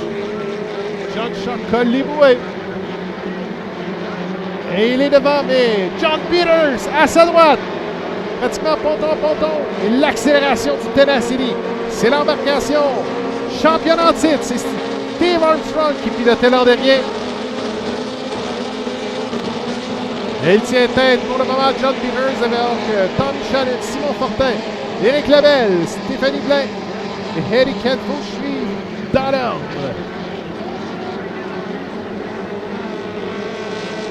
On complète le premier tour. Et avec moins d'une queue d'avance, John Shaw sur John Peters. Tommy Shannon suit derrière. Fortin, Ken Fouche a maintenant remonté. Labelle et Blain. Et contrairement au Hydro 350, c'est une formule de qualification classique à 5 tours. 5 lap heats, qualification, heat A in Formula 2500. À l'arrière, on a une belle bagarre entre Ken Fouche et Fortin, alors que devant, John Shaw a le pied sur l'accélérateur, doit se méfier de Peters.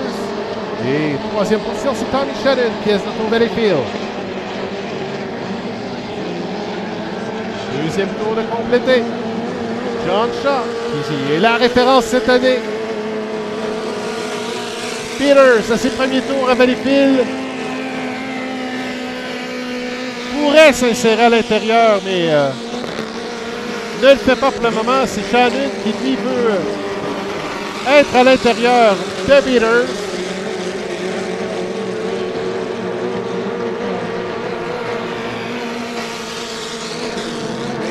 John Shaw qui forge de son avance. Fast Eddie Kenfouche qui désormais quatrième.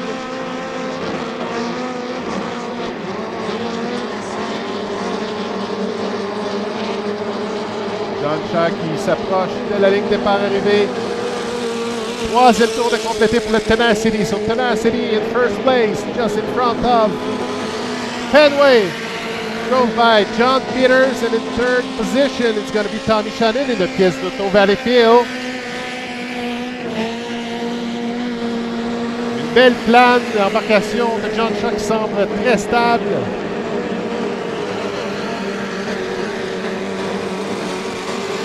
Et à l'arrière, ça ne bouge pas, Stéphanie Blain qui ferme la marche.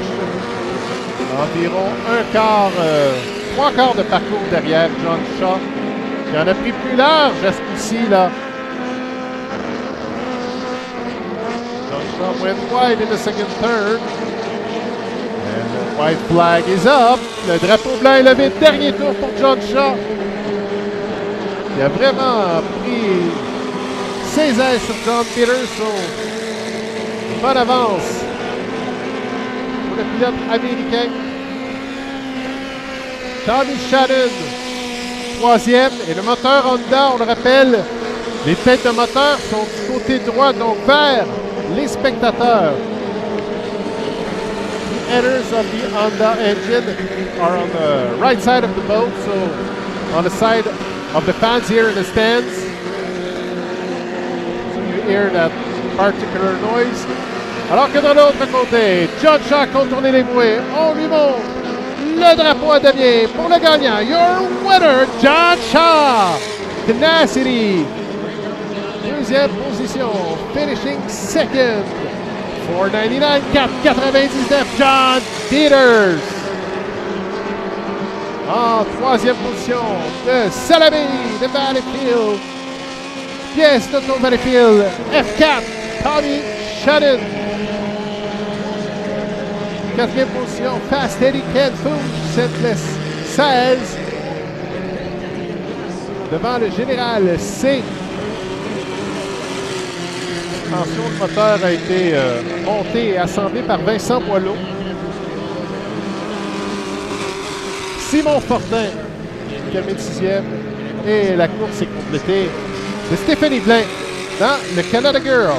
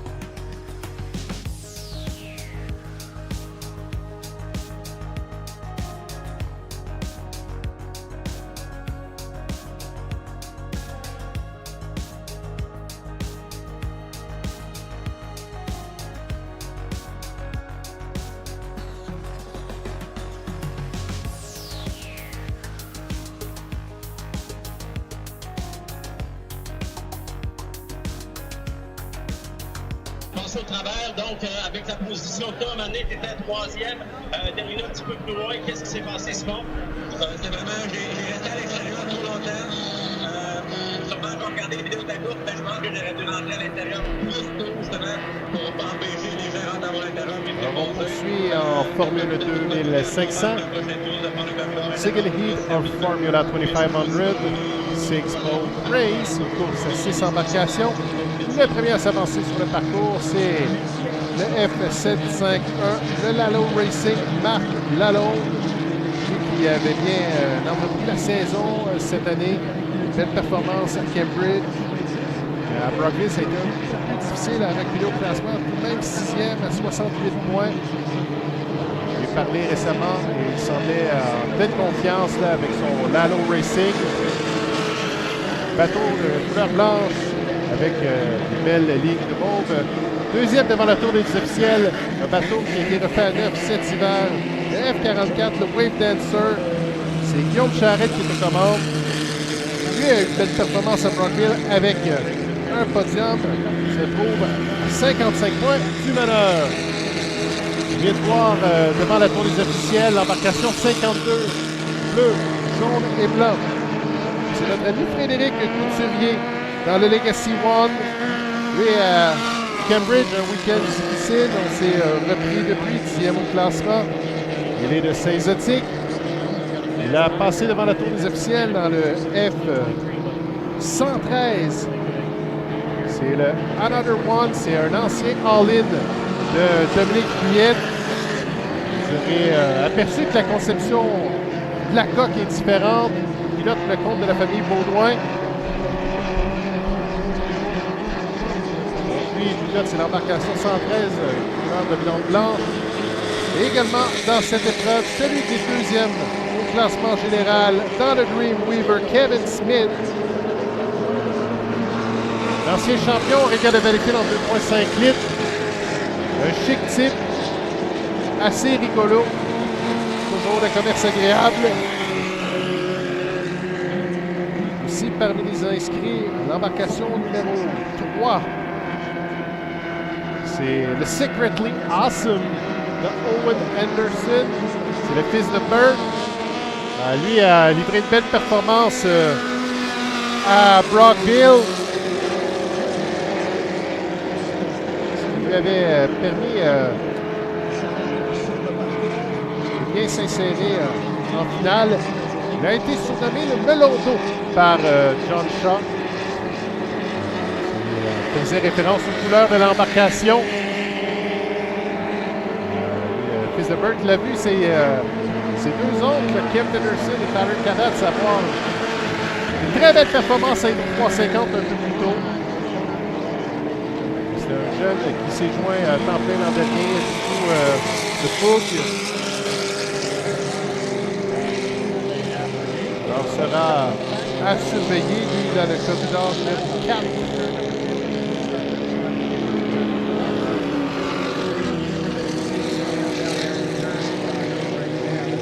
À désormais 1 minute du départ. 1 minute before the start. 6-boat race. The inside lane.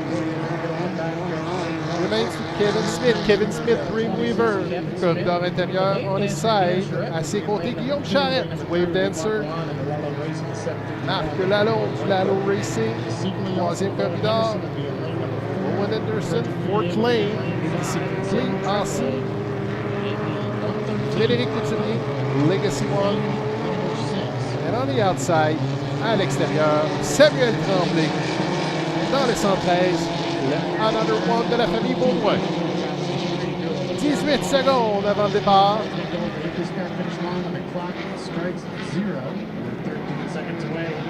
Jusqu'à présent, je ne vois pas qu'on a vu de voleur, de départ volé.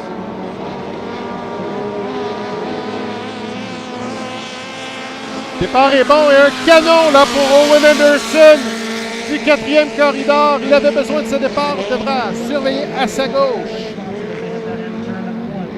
Qui pointera les pontons en premier à la sortie de la bouée. Kevin Smith est à l'intérieur. Owen Anderson à l'extérieur. Il y a un peu de retrait entre les deux. On retrouve Lalonde, Charette et Tremblay.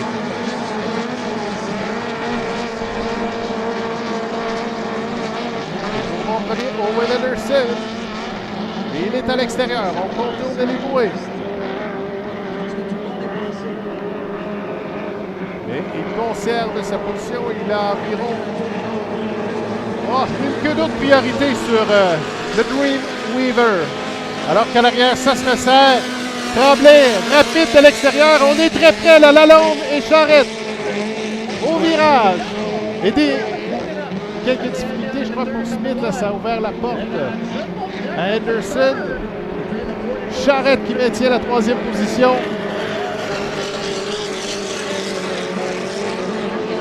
Et on est à 3 à la bagarre. Charette qui est tout juste derrière Lalonde, qui lui-même est tout juste derrière Tremblay, alors qu'Anderson mène la danse. Owen Anderson in first position in front of Kevin Smith, who has the interior lane. Kevin Smith qui a le corridor intérieur, et à l'arrière, on est à 3. Et là, c'est Marc Lalonde qui semble avoir pris le dessus sur ses opposants. Les 3 pilotes de la région qui se bagarrent pour la 3e place. Lalonde, Charette, Tremblay. On contourne les bouées. C'est bien complété pour Anderson. Sur le droit du retour. Le backstretch du côté de Bellerive. Kevin Smith, Lalonde, qui semble avoir testé de la puissance supplémentaire dans le Lalonde Racing. Tremblay devant Charette. On est dans le virage ouest. Toujours bon premier avec un départ canon. Owen Anderson. Le temps de référence est 4:02 par John Shaw. Est-ce que Owen Anderson saura s'en rapprocher? Kevin Smith toujours deuxième. Et désormais Lalonde qui a distancé avec le Lalonde Racing. Tremblay et Charette qui se bagarrent pour la 4e place.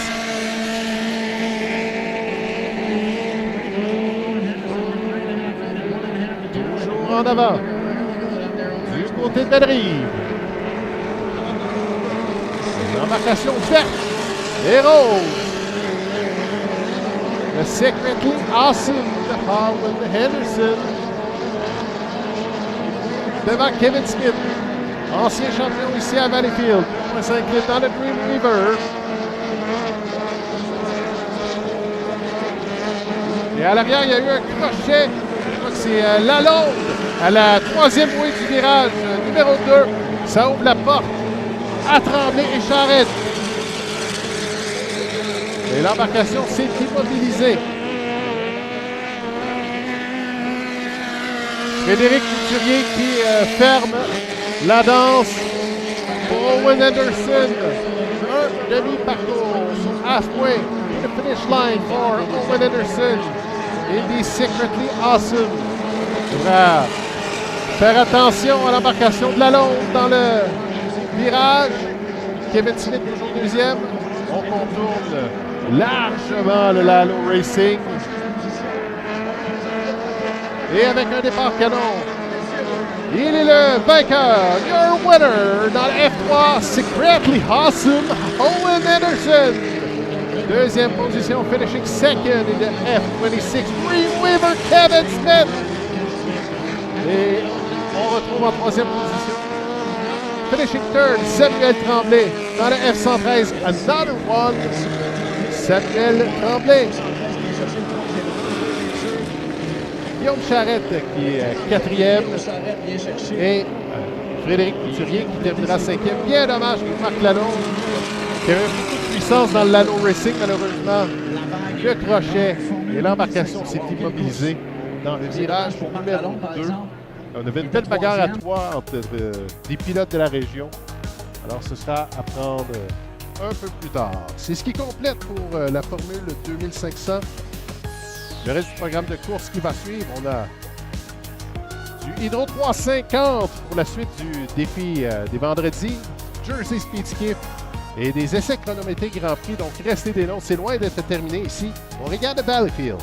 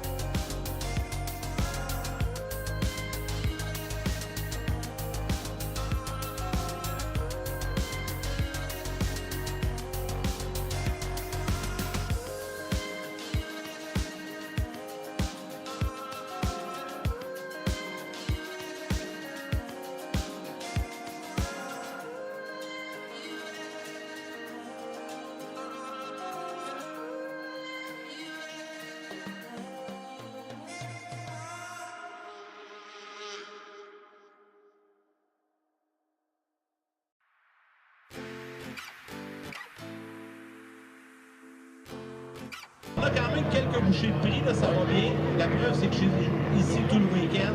Et tout est en place. All right, welcome back here to Regatta. We're back for our second heat of Hydro 350s. Talk to me back for you here as Eric is coming back down to the PA. We'll have 2A, 2B, 2C. Remember, we're doing 3 laps here. Combination of the best of times to make the final later on this afternoon. And after these 3 heats, we'll have a 7-vote final later on today. Should have 5 votes to make their way out onto the race course for 2A. First vote coming by will be the 37 of Carl St. Vincent. On his outside is Eric McKenna. And I heard that Eric had some grass built up on his prop that got up into the shaft, and that's why he took the boat back to the dock last time. He didn't want to damage anything, but that really puts him in a bad way. He missed out on some points earlier in the afternoon. Tommy Shannon came by in the 306 and Kent Henderson in the 519 to bank on it. This is a good one. Some good boats in here. Danny Leger also out on the race course in the 666. 5 good ones here for Hydro 350 qualifier 2A. Right now you've got Tyler Gadatz, Kent Henderson, and Nick Bruce all tied at the top with 25 points. Now, points don't matter as much today to make it into that final, but it will matter for tomorrow when they start to line them up into their qualification heats for tomorrow and Sunday. 241 from the start, 241 away. Hydro 350 qualifier 2A on the Friday edition of the 83rd annual Valleyfield Regatta.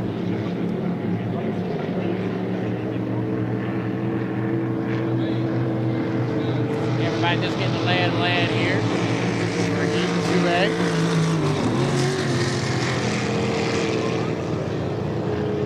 As I said earlier, we have 3 qualifiers of Hydro 350. Then we'll go Jersey Speed Skiff, Pro Hydro, Grand Prix time trials, and then the H350 final.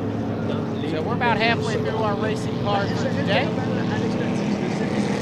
Hope you're out there in YouTube land enjoying us on the HRL site. Remember, you can go download the HRL app, and you can get all the information that I'm giving you here via the app. It's updated instantly here at the Valleyfield site, and it's really, really cool to see how many points and who's going to be where and what lane they're going to start in. You don't have to worry about me telling you all that. You can just check it out on the HRL app. 1 minute, 30 seconds from the start, 1:30 away. Hydro 350 Heat 2A. St. Vincent and Danny Leger cutting from the back to the front. That's a legal maneuver as long as they come from back to front in between start finish line to the entrance of turn number 1.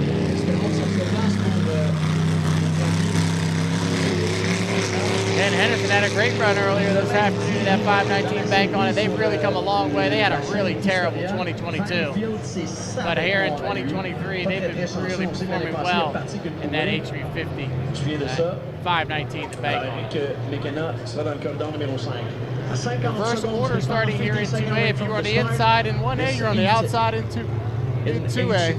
Trying to give everybody a fair advantage, so we'll get them lined up for you. Carl St. Vincent, he'll be in lane number 1 in the Bull Shark Racing. Lane number 2 will be Danny Leger in the 666, the Carpentech. Lane number 3 will be Tommy Shannon in the 306, the Dog Nasty. Lane 4 will be Ken Henderson in the 519. And then lane number 5 will be Eric McKenna in the 999, the Black Beast. 25 seconds from the start.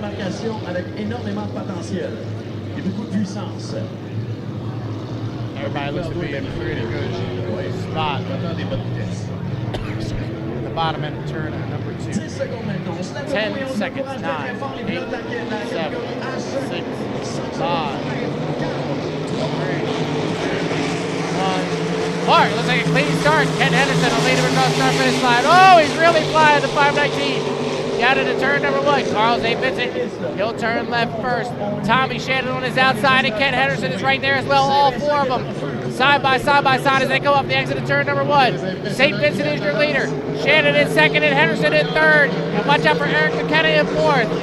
Half a lap in, and where has this come from? Carl St. Vincent running really well here in Heat 2A. Down into turn number 2. St. Vincent, he'll turn left first, but on his outside, you've got Tommy Shannon and Kenton Anderson. They're side by side off the exit. Oh, we've lost Shannon. Look, the 999 lost the race course, and Tommy Shannon, he's over. Tommy Shannon's over. He's barrel rolling. He's over at the top end of the race course. Red flag being displayed.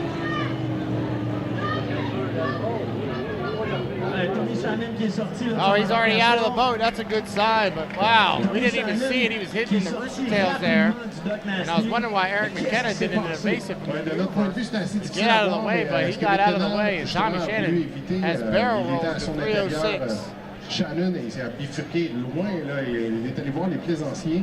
Hard to see from here. We'll have to see if there's a drone replay of that, if he went up the tail, pour la or if he procédure just du départ barrel à rolled l'époque it. dans les But années 90, mais unfortunately, les Tommy canins est rendu Shannon, dans les bouées, he's au standing fond, up on vraiment the loin. bottom of the boat right now, Qu'est-ce qui s'est but passé là? Il a flippé. we had not gotten one lap in.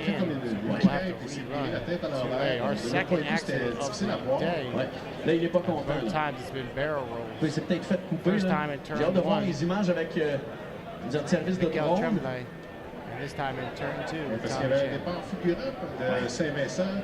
Anderson, il y avait une bagarre avec Shannon. C'est drôle parce que j'ai perdu Tommy le Doc Shannon, he Nasty looks dans la okay. queue He's d'eau up on Saint-Vincent. top of Quelle the course race il a boat. connu, Carl Saint-Vincent. Début de Get course, him into the pardon. rescue. Et là, le pilote est correct, on Bring him over confirme. to the Alors, Tommy Shannon est OK. tent. He seems to be okay. So that's a good sign. Voilà, il va falloir voir Looking l'embarcation. that was Là. going to be a nice battle for second there between Henderson and Tommy Shannon. Wow, two good Et même boats.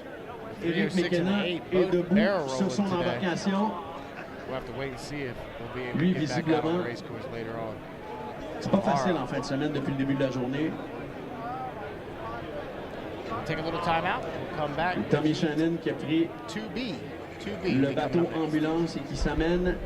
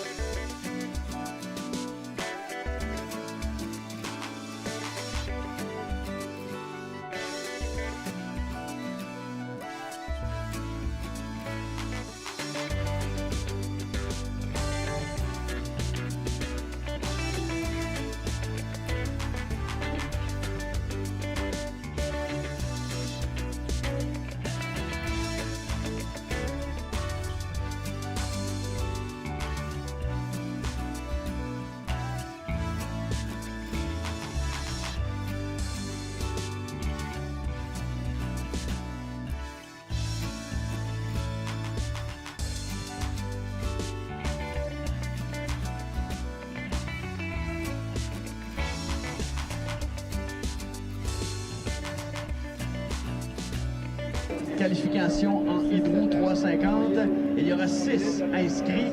All right, Le 5-minute Miss gun has sounded for the dans le heat. premier couloir, dans le 447.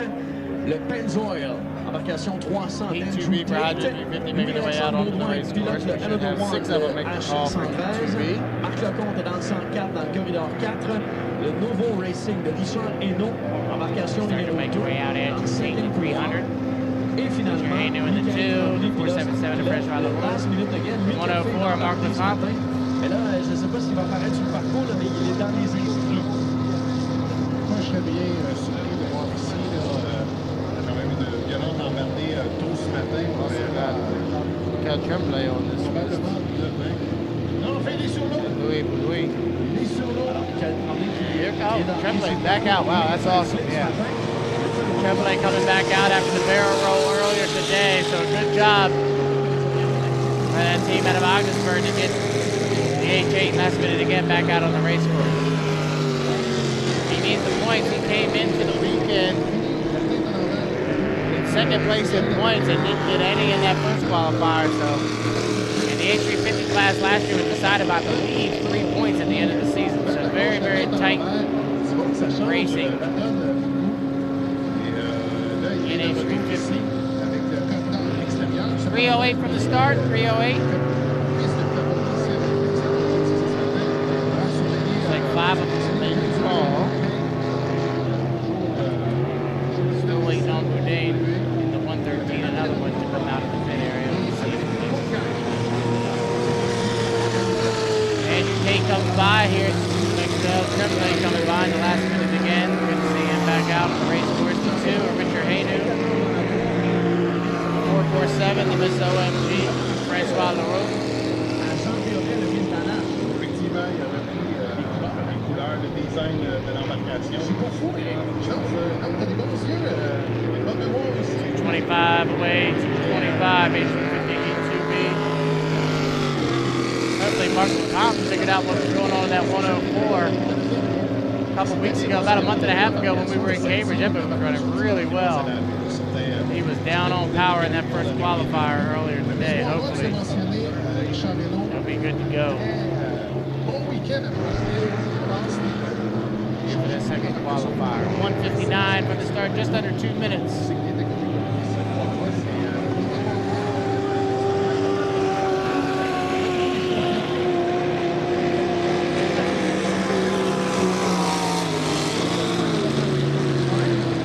We're in that 5-minute warm-up period where boats just come out, do a few timing runs, get a couple laps on the race course, get a lay of the land. And your Tate's going to do a cut through, get cut from back to front. Cut in between start-finish line, the entrance to turn number 1. You have to yield to the boats on the race course. No problem there for Andrew. Everybody else going to follow. Tremblay comes through. Richard Hainaut comes through as well. All 5 boats starting to gather up around here on the back stretch as we're 54 seconds from the start. It'll be Leroux in lane 1, Tate in lane 2.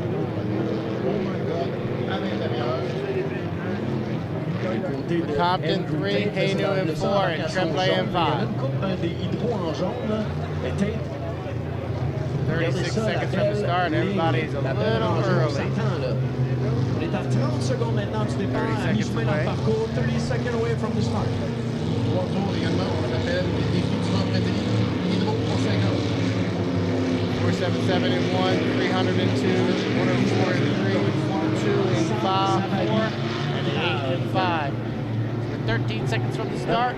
Everybody looks pretty good. Leroux's going to push everybody out as he went way wide off of turn number 2. So we're 6, 5, 4, 3, 2, 1. Mark gets a clean start. Andrew Tate and Richard Hainaut will lead him across start-finish line as they head down here into turn number 1. Tremblay really trying to get over as Hainaut is holding his lane. So Tate turns left first. The 300, the Pennzoil leader off the end of the turn number 1, but right there on his outside is Richard Hainaut having a great run in the 2. The Visible Hornwall really running hard out in lane number 4. So Andrew Tate, half a lap in is your leader, but it's only about a half a rooster tail back to Richard Haynu in the H2. Tremblay's in third and LaRue is in fourth. Through the apex of that slow sweeping turn number 2. Andrew Tate in the H300. The fence will come around and complete lap number 1. Look at this run by Richard Haynu though. He is side by side as they come across start finish line. 1 down, 2 to go here in H350 qualifier 2B, and it's Andrew Tate on the inside and Richard Haynu on the outside. Through turn number 2, a side by side duel in here in Heat 2B. Tate in the 300. Haynu in the 2, putting on a show for you here in 2B. Andrew Tate is your leader. We'll call it a boat lake. Over top of Richard Haynu, you can't even see him. He's hitting in the white water, and here comes Haynu on the outside. Tate and Haynu side by side here in Heat 2B. Tate through the bottom end of the race course, holds that inside and shorter way around. He'll come off the exit of turn number 2 to come around and complete lap number 2. It'll be 2 down, 1 to go, and they are still side by side. Haynu on the outside and Tate on the inside. 2 down and 1 to go. What a battle shaping up here in Heat 2B. Where did this horsepower come from? Richard Haynu running really well on the outside of Andrew Tate. Now he takes over as they come off the exit of turn number 2. Haynu and Tate, they are side by side off the exit of turn number 2. Tate on the outside, inside, and Haynu on the outside, and Haynu, he's going to pull him down the backstretch. A municipal horn wall, the H2 down into turn number 2. We'll call it a boat length advantage. It's going to be really tight inside there for Andrew Tate as they come off the exit of turn number 2. It'll be the checker flag this time by Haynu on the outside, Tate on the inside, Haynu, Tate, and it'll be Richard Haynu with a drive on the weekend. He'll pick up the victory over top of Andrew Tate in second. Third, we'll get on Mikhail Tremblay. Fourth, we'll go to Francois LaRue. And fifth, we'll go to Marc McComb. The race of the day so far, Heat 2B goes to Richard Haynu. Where did that come from? I've been waiting for that for a few years from Richard. Great run by Haynu on the outside of the 300. He gets the victory in 2B. Up next, we'll either have 2C or the rerun of 2A. We'll let you know in a minute.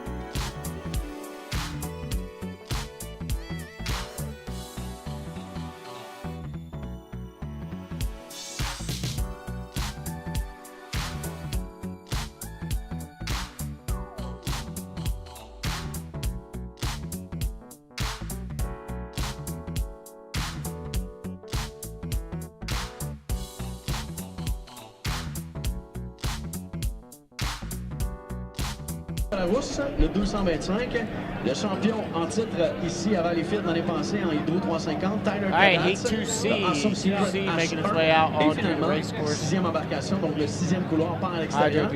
C'est Bobby King avec le H242. Et les Tremblay, les embarcations. We're on the outside of Ouais, Andrew Bobby Tate. King, évidemment, le Might champion have to get that 300 on the trailer this afternoon to check out what's going on. Lui était surveillé, c'est un They're not up to invité, pace. fait You see partie in the de past, ceux qui that s'ajoutent à H300. l'événement. Vu le prestige des régates de Valleyfield, lui, corridor numéro 6. So all the boats making their way out onto the race course for Secret, Tyler Régates, lui, 2C, Hydro 350. We'll get to you when they come by. Très impressionnant, c'est le champion en titre. C'est pris le luxe d'imposer le First boat going by on the outside, that's Bobby King. He's got one more start on the outside, the 242 to LBC truck. The 155.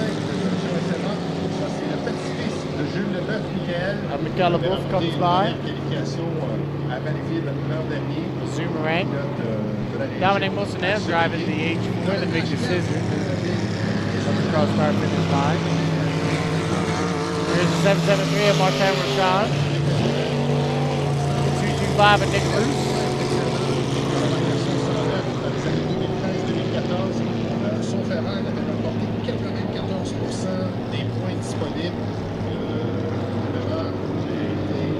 Final boat should be Tyler Régates in the H1, the Awesome Secret.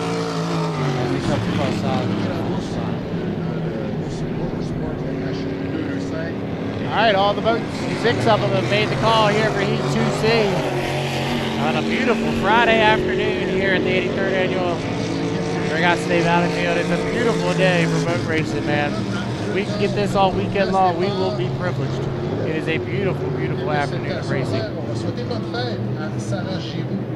220 from the start, 220 away, Hydro 350 Heat. 2C. Remember, we're doing 3 laps around here. Combined total of the 2 times to determine your starting position for the final. And after the rerun of 2 people, we'll be able to tell you that fairly shortly. A little bit later on this afternoon. Remember, Jersey Speed Skiff, Pro Hydro, and Grand Prix time trials coming up for you here in a little bit. Myself, I'll be on the live stream for the Grand Prix time trials and the H350 final. I'll be doing that on the live stream. Eric will have the skiffs and the Pro Hydro. As he and I are switching off and on doing the GA here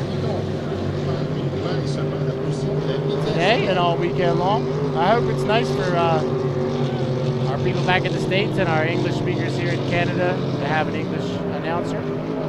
But I also hope our Quebec friends enjoy having Eric on as well. The French announcer. 143, or I'm sorry, 114 from the start, 114 away.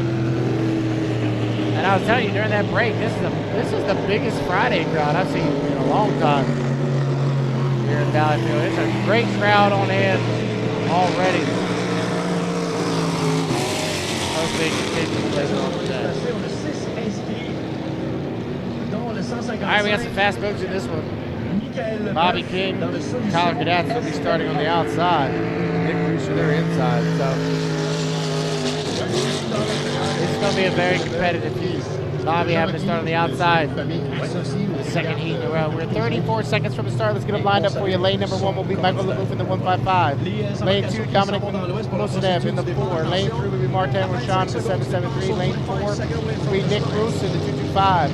Tyler Cadats will be in lane number 5 and Bobby King will be in lane number 6. As we're 17 seconds from the start. They're up at the top of the race course through turn number 2. And we'll count it down for you as we're 9, 8, 7, 6, 5, 4, 3, 2, 1. Mark, oh, it's tight. Nick Bruce is right on it as they hit the start-finish line. Out in lane number 4, watch for Rashad and Dominic Mosadev on the inside, but Nick Bruce, he will turn left first.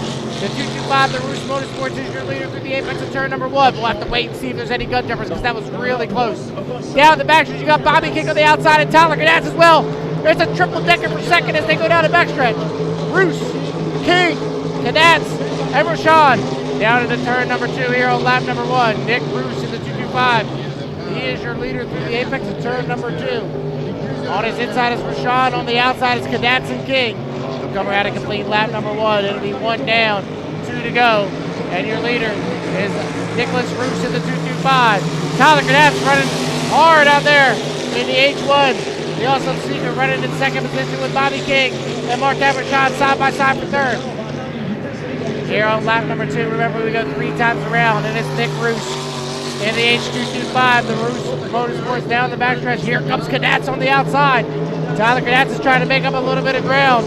It's a legal start. Wow, that was really tight. A good start. So the battle is for the lead between Roos and Cadats. Down into turn number 2. Nick Roos through the apex of turn 2. We'll call it about a half a Roos tail advantage. Look at Rashad move on to the inside in the buoy row. Come around and complete lap number 2. 2 down and 1 to go. And it's Nick Roos and Cadats are side by side across start finish line. Cadats on the outside and Roos on the inside. Tyler's going to try to squeeze it over a little bit. Got to hold that lane there, Tyler, as they go through the apex of turn. Oh, we lost Tyler.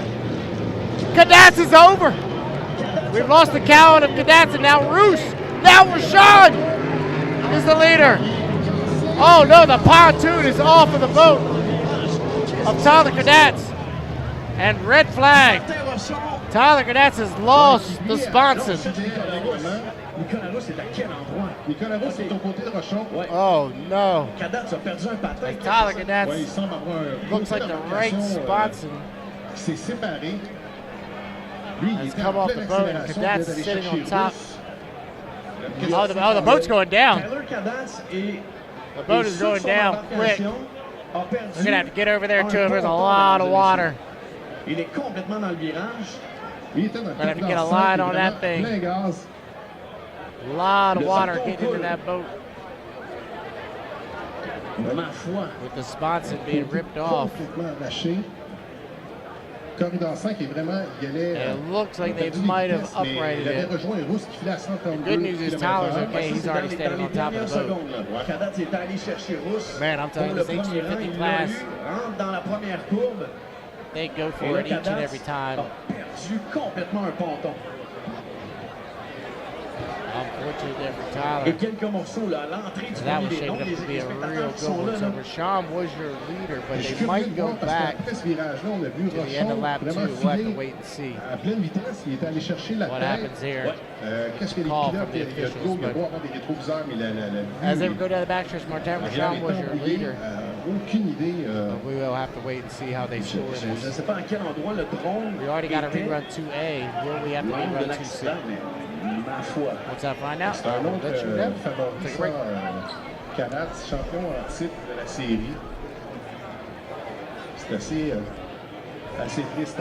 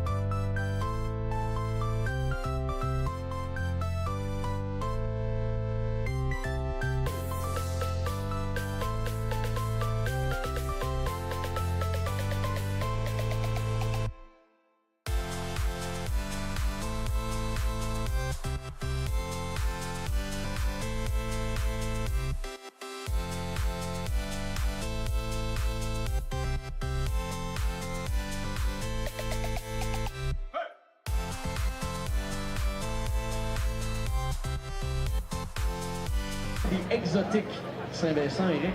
Numéro 37, le Charpentec de Danny Léger il sera avec le HR 666. Malheureusement, Tommy Shannon avec le Dog Nasty n'y sera pas. Kent Anderson avec le Bank on It.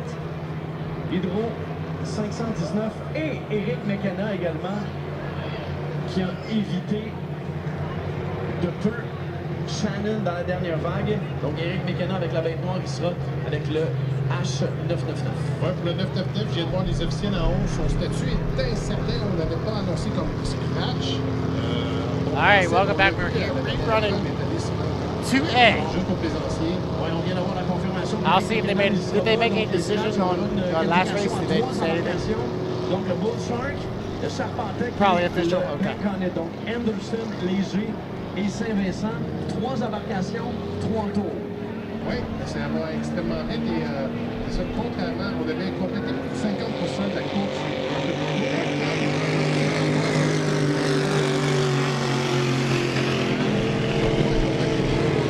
All right, we're rerunning 2A here. And just getting where we have to rerun 2C because we need the times. We need the time to determine the final. So we will rerun 2C as well. On aura une qualification groupe A hydro dans 3 minutes. Du départ. So 2 minutes. 3 minutes away from the starting. Bull Shark qui avait été impressionnant Rerun avec un départ canon of 2A. Interrompu par l'embarqué. C'est écouteur dans Excuse me. So if you were with us earlier, this heat was red flag due to Tommy Shannon. He rode the rooster tail up in turn number 2, turned the boat upside down. We're rerunning that heat. Cross St-Vincent comes by. Danny Leger is going to come by, and Ken Henderson as well. Those are the 3 boats on the course, and unfortunate for Eric McKenna. Man, he's having a tough Friday. Eric McKenna had a did not start in heat number 1, and he's going to have a did not start in heat number 2. He was running prior to Tommy Shannon going over, but unfortunately he's unable to make it back out here for the rerun of 2A.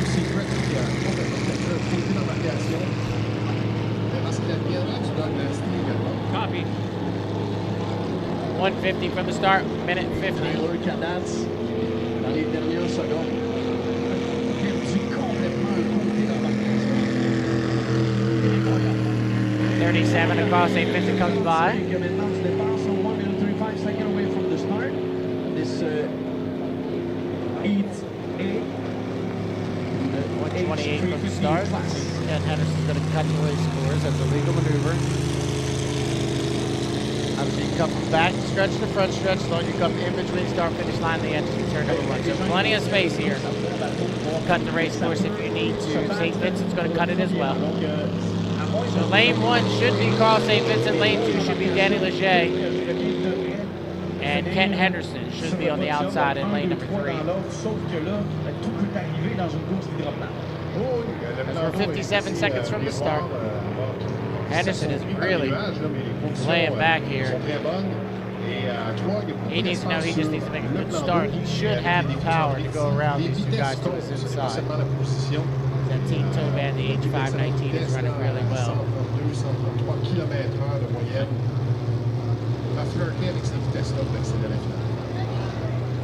32 seconds from the start. 30 secondes au départ. St. Vincent will be in 1, Leger will be in 2, and Henderson will be in 3. À l'extérieur. 20 secondes, 20 seconds. 20 seconds from the start. Je pense que le départ sera bon. 10 All right, here we go. 10, 9, seconds away from the 8, start. 7, 6, 5, 4, 1. Mark, good start. Carl St. Vincent will lead him across start finish line with Danny Leger on his outside. And Ken Henderson was about a second back. So they head down into turn number 1 here on lap number 1. Remember, we'll move 3 times around here today in heat 2A, the rerun. So St. Vincent comes off the exit of turn number 1. He's got a sizable lead. We'll call it a rooster tail. Over top of Danny Leger, running very good setting.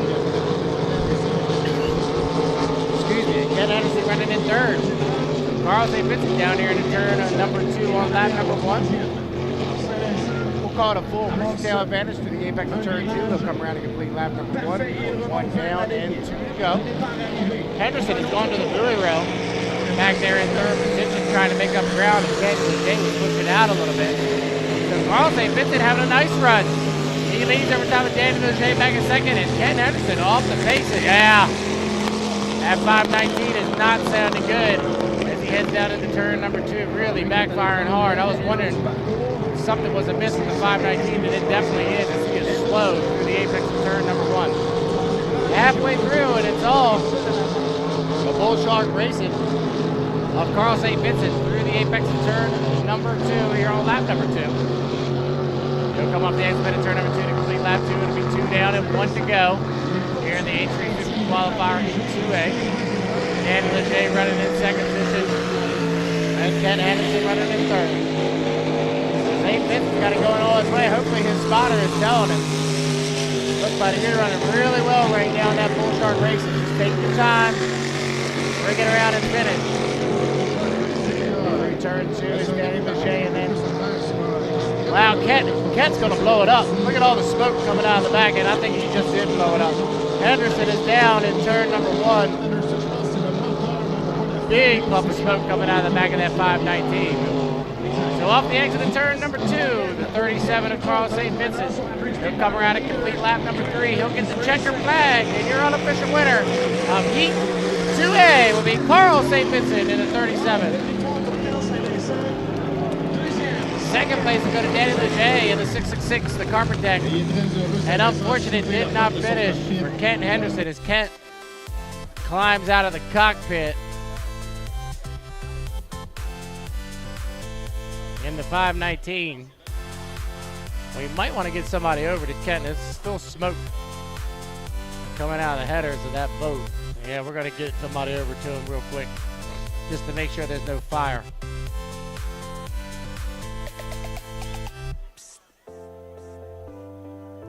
So up next will be the rerun of Heat 2C.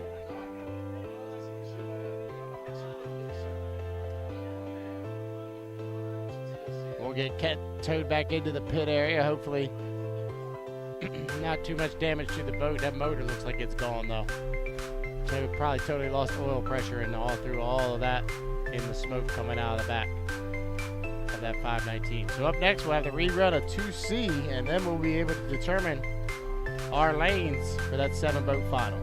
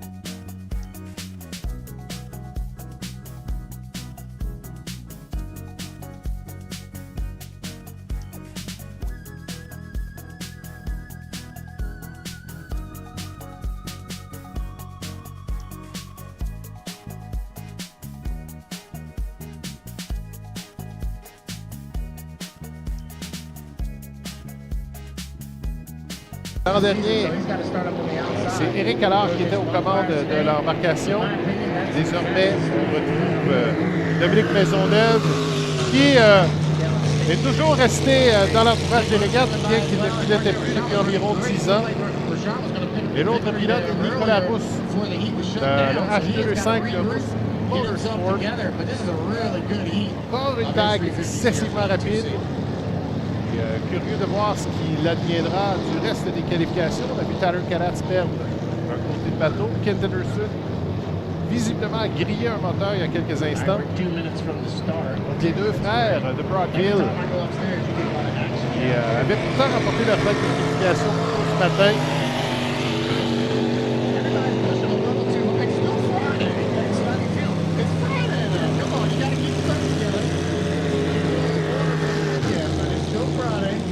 On est désormais à 1:40 départ.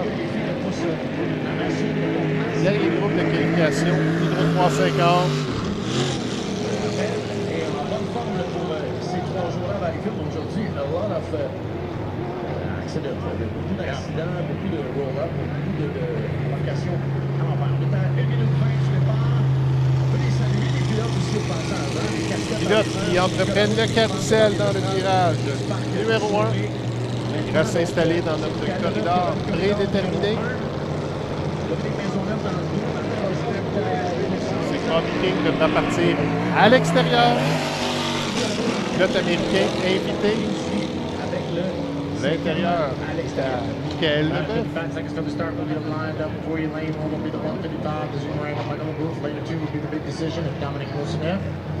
Là, c'est Dominique Maisonneuve. Martin Rochon, au centre, dans le RTX Wheels, corridor 4, Nicolas Rousse. Et à l'extérieur, Bobby King. On avait eu un départ canon de Nicolas Rousse. Par la suite, Tyler Calatz qui est allé le chercher dans la première tentative de ce groupe de qualification. Et le côté d'embarcation numéro 1, champion en titre, qui sont complètement arrachés. 15 secondes, John. On va prendre cette épreuve. On est désormais à 10 secondes. Tourner les bouées.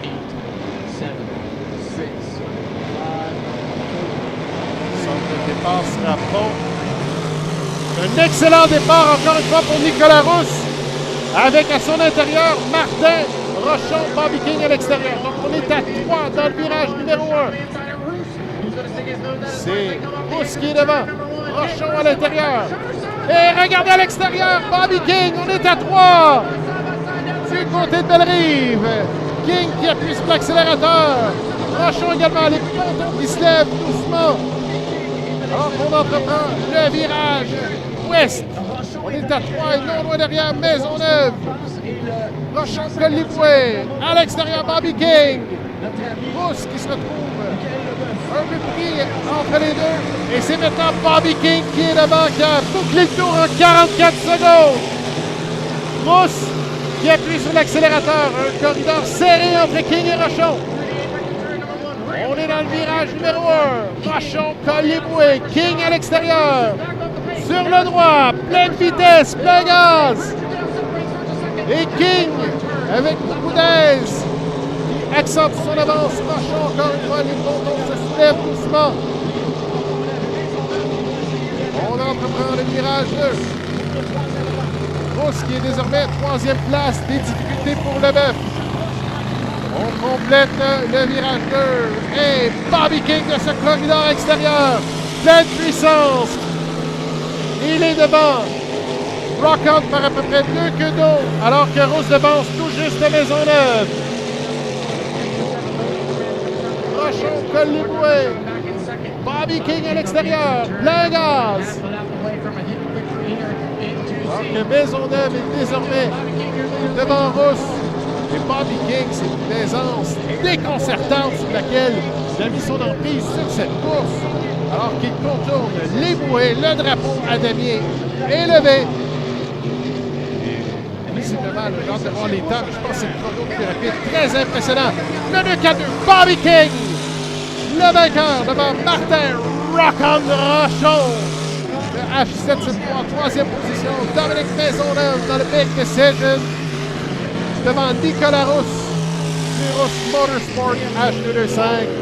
Et ferme la marche. Le H155, Solution SMA. C'est Michael Leboeuf. Alors, toute une performance. Bobby King, on sait à quel point il est rapide. Il a appuyé sur l'accélérateur. On avait un bon départ. 3 pilotes serrés. Rousse, Rochon et King.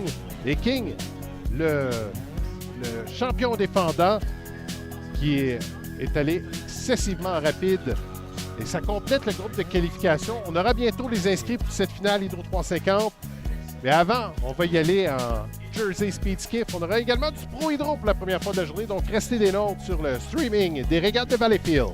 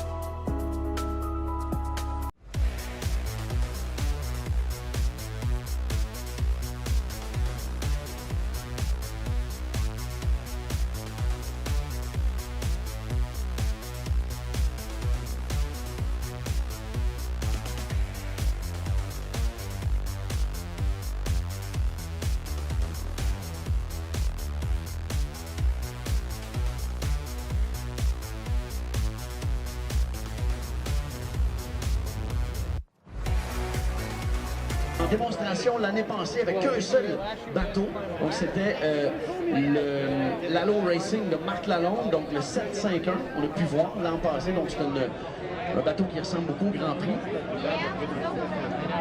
They got the wrong thing up there for you, buddy. Yeah, sorry. It's okay. Sorry, it's my fault. Donc les points vont revenir tantôt. On revient au Jersey, donc c'est mon erreur. Sorry, John. No, I thought it was going to be Pro Hydro as well. It's okay. All right, skiffs are coming out on the race course. Jersey Speed Skiffs, as Luigi said, they have. Alors, pour la première fois du week-end, on y va en Jersey Speed Skiff, ces embarcations avec 2 personnes à leur bord. On est à 7 inscrits ici à Valleyfield. Et la première embarcation s'amuse sur le parcours. C'est le Rolling Thunder. Embarcation numéro 10, Jimmy Stewart. Embarcation numéro 13. 7. Comme pilote, Louis-Alexandre Baudouin de Sorel-Tracy au Québec. Max Ewancio, pilote 45. C'est Michelle Morgan qui nous a indiqué comme pilote. Elle, on est habitué d'avoir comme navigatrice et aura à ses côtés Aiden Sophie comme navigateur. Jeune Aiden qui s'est débuté la fin de semaine dernière, en fait, il y a 2 semaines à Brockville. Dans le 45, c'est le In the Red avec Samantha et Max Ewancio. Des réguliers depuis cette année sur le circuit. Dans le 113, les Québécois. Le Another One, c'est Louis-Alexandre Baudouin et Evelyne Côté de Lille. Dans le 7, 21, c'est le Goen Skiffen, Jerry Ewancio et Dallas True Love. Et puis l'embarcation numéro 10, le Yumping Yemenai. On les connaît, on les apprécie ici à Valleyfield. Le champion défendant, Jimmy Stewart avec Beck et Ewancio. Vous avez connu qu'on a nommé le nom Ewancio à quelques reprises. Donc la famille est plutôt impliquée. Le Jimmy Stewart du Cambridge a mentionné avoir 4 embarcations. Il y avait un enjeu pour trouver des pilotes parce que quelques demoiselles qui sont enceintes cette année vont prendre une pause momentanée là, de sport automatique. On a vu également les Québécois. 48, le Dennis Green, c'est Samuel et Miguel Tremblay, les 2 frères de Valleyfield. L'embarcation du numéro 30, couleur noire et jaune, sont également de Sorel. C'est le Glory Days avec Normand Baudreau et Valmont. Et on a aussi le JS 41, c'est le Crabster avec Abigail et Brandon Langford. Donc on est à 8 inscrits, si je ne m'abuse. Ouais, 8 inscrits en Jersey Speed Skiff sur le circuit HRL. On a 5 réguliers. Il y en a 3 qui sont ajoutés. Soit le 7-21, Skiff and Crazy, Jerry Ewancio. Champion à maintes reprises. Et sa copilote était Michelle Morgan. Le Crabster de Abigail Langford et Michelle Morgan, et Michelle copilote, c'est Morgan. elle qui est à bord Avec de le l'embarcation Rolling numéro Thunder, c'est une embarcation mythique, en fait un nom mythique, un numéro mythique, Macradoni, qui une légende.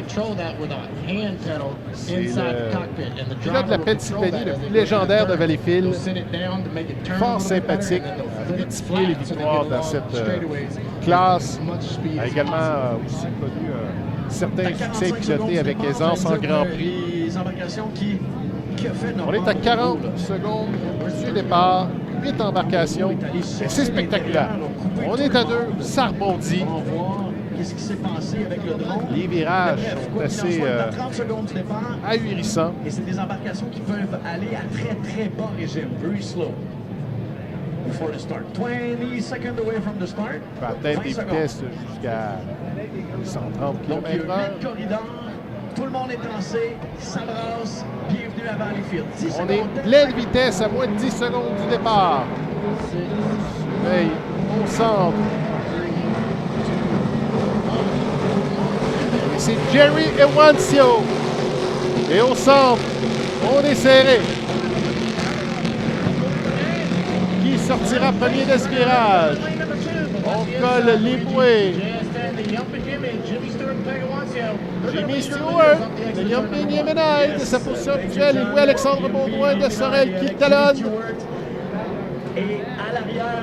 Jimmy Stewart à Sorel me disait, il dit, je vous adore, vous les annonceurs, vous rendez ça tellement excitant. Il dit, nous, de notre position, il dit, c'est pas aussi dangereux que vous semblez vouloir le dire. Et un autre pilote Jersey m'a dit, il peut bien dire ça, il est toujours en avant.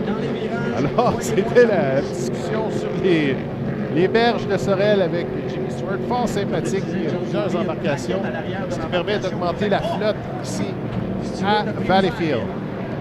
Mine de rien, il est premier. Et il bouclera le premier tour sur le parcours de 1000 en 1 minute 2 secondes. Devant les Sorellois, Alexandre Baudouin et Evelyne Côté de Lille.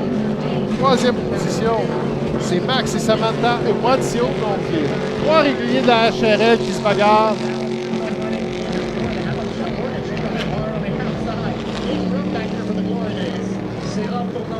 Et on en prend très large dans le virage 1, là. C'est Michel Morgan et le coin de Skiff et Crazy. Et le Yumping Yemenai. Très à l'aise, ça va excessivement bien pour Jimmy Stewart. Peg et Watsio.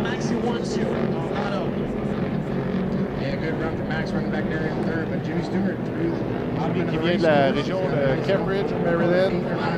Il organise un autre événement de course plus tard dans l'été.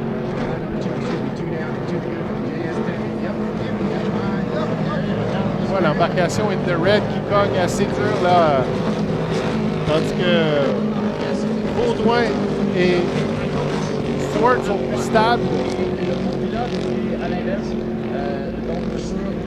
On voit les virages là, alors que la coque se penche vers l'intérieur. Fait particulier, il y a des embarcations où le pilote est à droite et d'autres il est à gauche.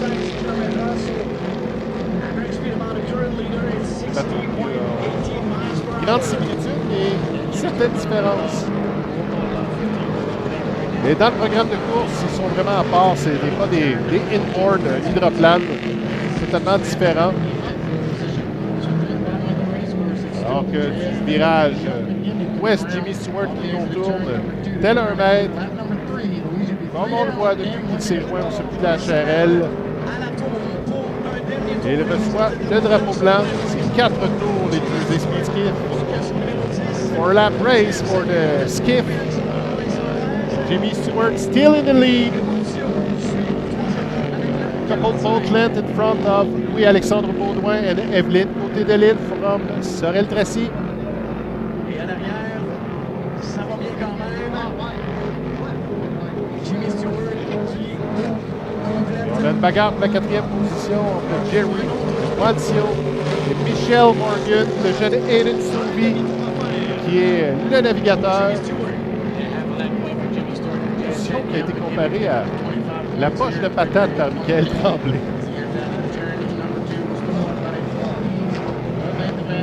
Alors, le drapeau blanc est levé alors que justement le duo Tremblay a complété son 3e tour. Le Crabster qui est 8e. Alors, les vainqueurs dans le JS10, Yumping Yemenai, Jimmy Stewart, Peg et Wansio devant, Evelyne côté de l'île et Louis-Alexandre Baudouin qui termine 12e. 3e position, in the red, Samantha et Max Wansio. Alors, on nous a annoncé 92 km/h de moyenne autour ici. Ces embarcations Jersey Speed Skiff. C'était la première qualification de ce cours. On les retrouvera demain sur l'eau. Alors, ça complète pour les Jersey Speed Skiff. On revient dans quelques instants avec la première qualification, première mise à l'eau pour la classe Pro Hydro.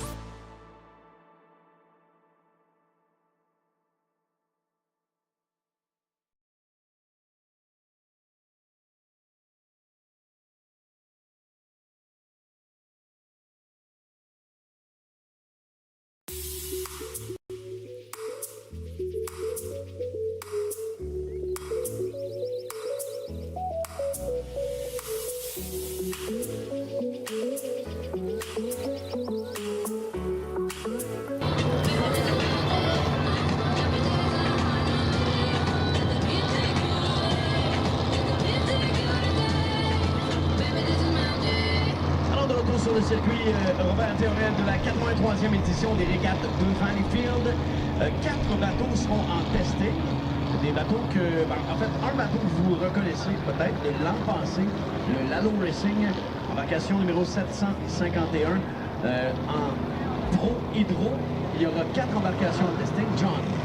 Yeah, Pro Hydro is coming out new class for HRL. They're trying to bridge the gap between 350. On poursuit en démonstration Pro Hydro, la classe en développement ici au Régates de Valleyfield. 4 embarcations ce week-end, dont les 2 qui appartiennent à Hydroplane Valleyfield. On les voit sur les premières à s'être lancées sur le plan d'eau. Il y a l'embarcation de couleur blanche et mauve. C'est le Lalo Racing. Embarcation pilotée par Marc Ladon. Et à l'arrière, on reconnaît le design, un design de cœur que les gens ont toujours apprécié, l'oiseau bleu. Version numéro 6, pilotée par Denis Rousse, embarcation 110. Ça, ce sont des embarcations, ça rappellera le 7 litres à l'époque, et au niveau des bonnes dimensions. Ce sont des moteurs développés par Marc-André, 410 forces de moteur environ.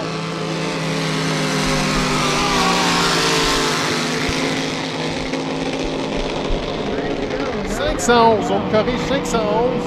Ils peuvent développer jusqu'à 800 forces. C'est pour faire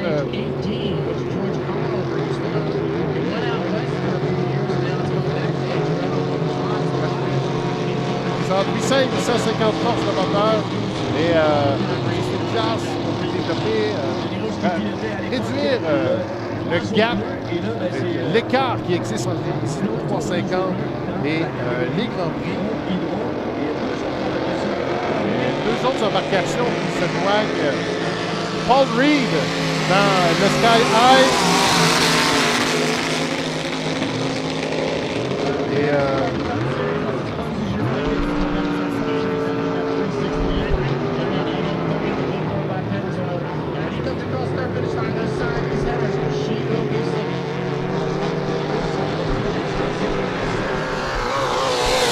Et c'est Andrew Tate qui vient de passer devant la tour des officiels, embarcation couleur jaune, Pennzoil numéro 30. Puis c'est une embarcation qu'on connaît sur le circuit américain National Modified. C'est une machine, on entend le son strident de la mécanique des Pennzoil. Alors c'est une classe qu'on souhaite développer. L'an dernier, une démonstration. On avait vu Marc Lalonde. Et là, Paul Reed a été mobilisé du côté de Bellerive. Paul Reed dans le Sky High, c'est une embarcation type 7 litres qu'on a connu à l'époque. Dans le virage ouest, Andrew Tate qui en prend très large.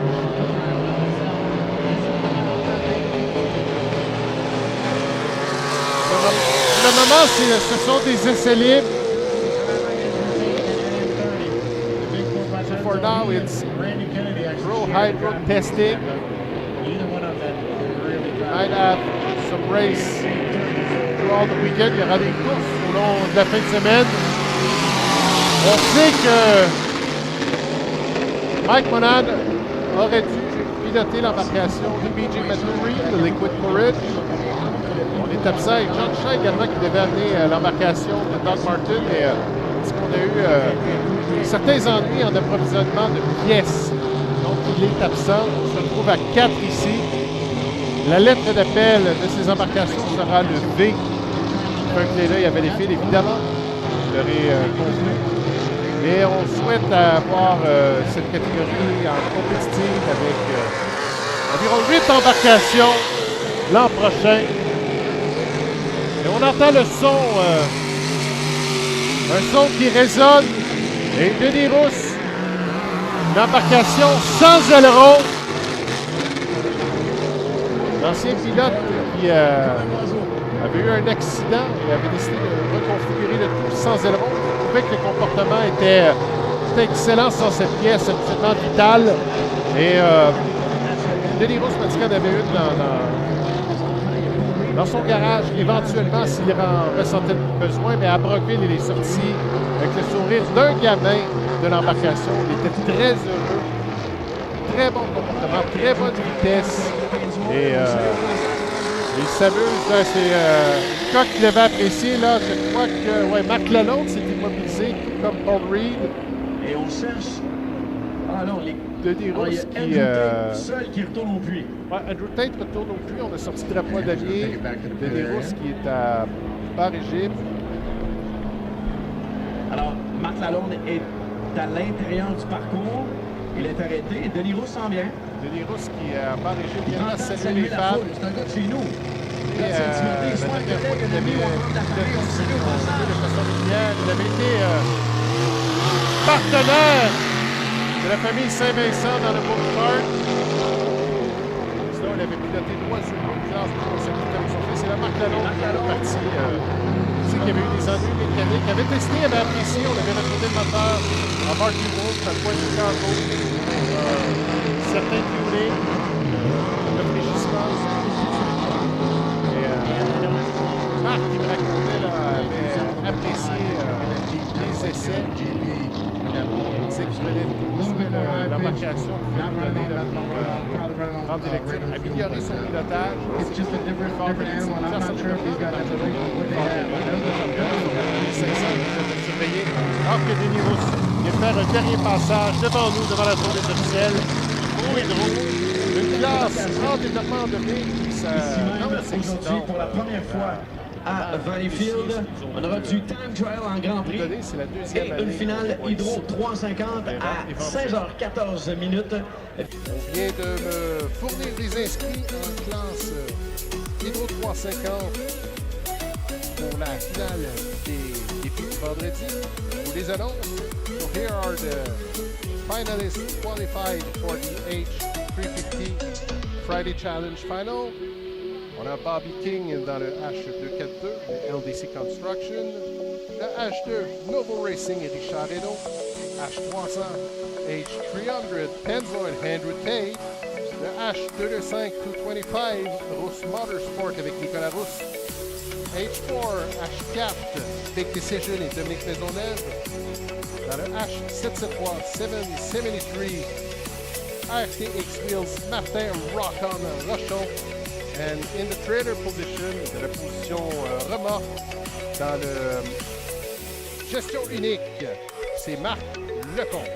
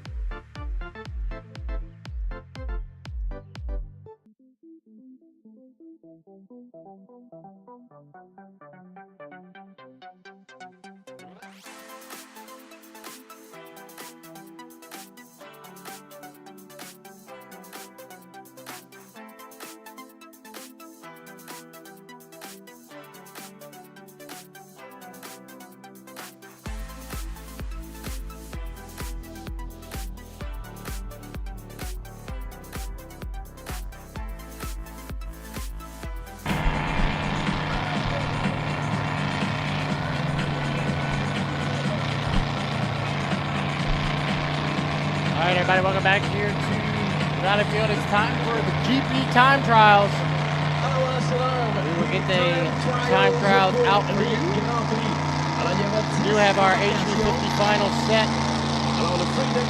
Bobby King, wow. Lane number one. We'll go through that in a little bit. It's pretty impressive. He started outside in both heats, and he's going to have lane one in the final. All right, GP time trials. Éric Langevin sera dans le GP 212, Marc Lecomte dans le Miss Léopard, Okay.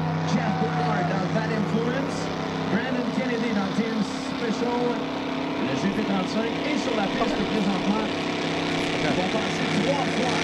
All right, perfect. I'm just trying to make sure I get the time trial time. First one out, Warwick Lupton in the 007. These time trials are very important because they will determine the lanes for tomorrow. Boats will come out, they're going to have 2 hot laps in order to determine their fastest time.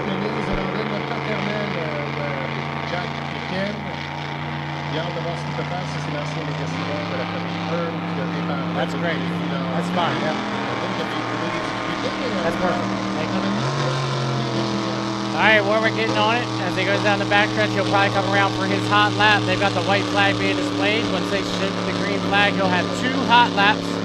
We'll take the fastest of those 2 to determine what lane he'll start in tomorrow.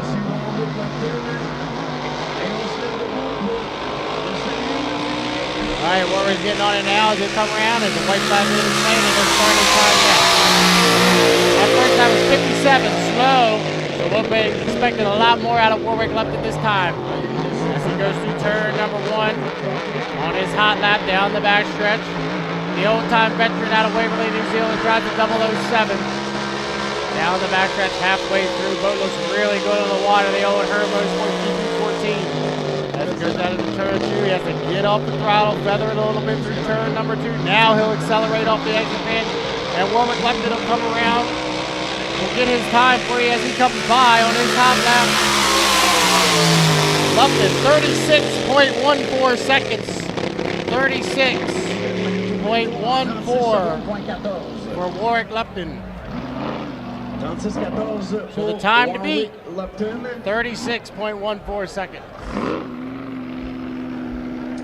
Malheureusement, on n'a pas de vitesse en moyenne autour. Là. On va peut-être les avoir dans les prochaines. They will do 2 laps. They'll take the fastest. Usually the first one is a slow warm-up lap.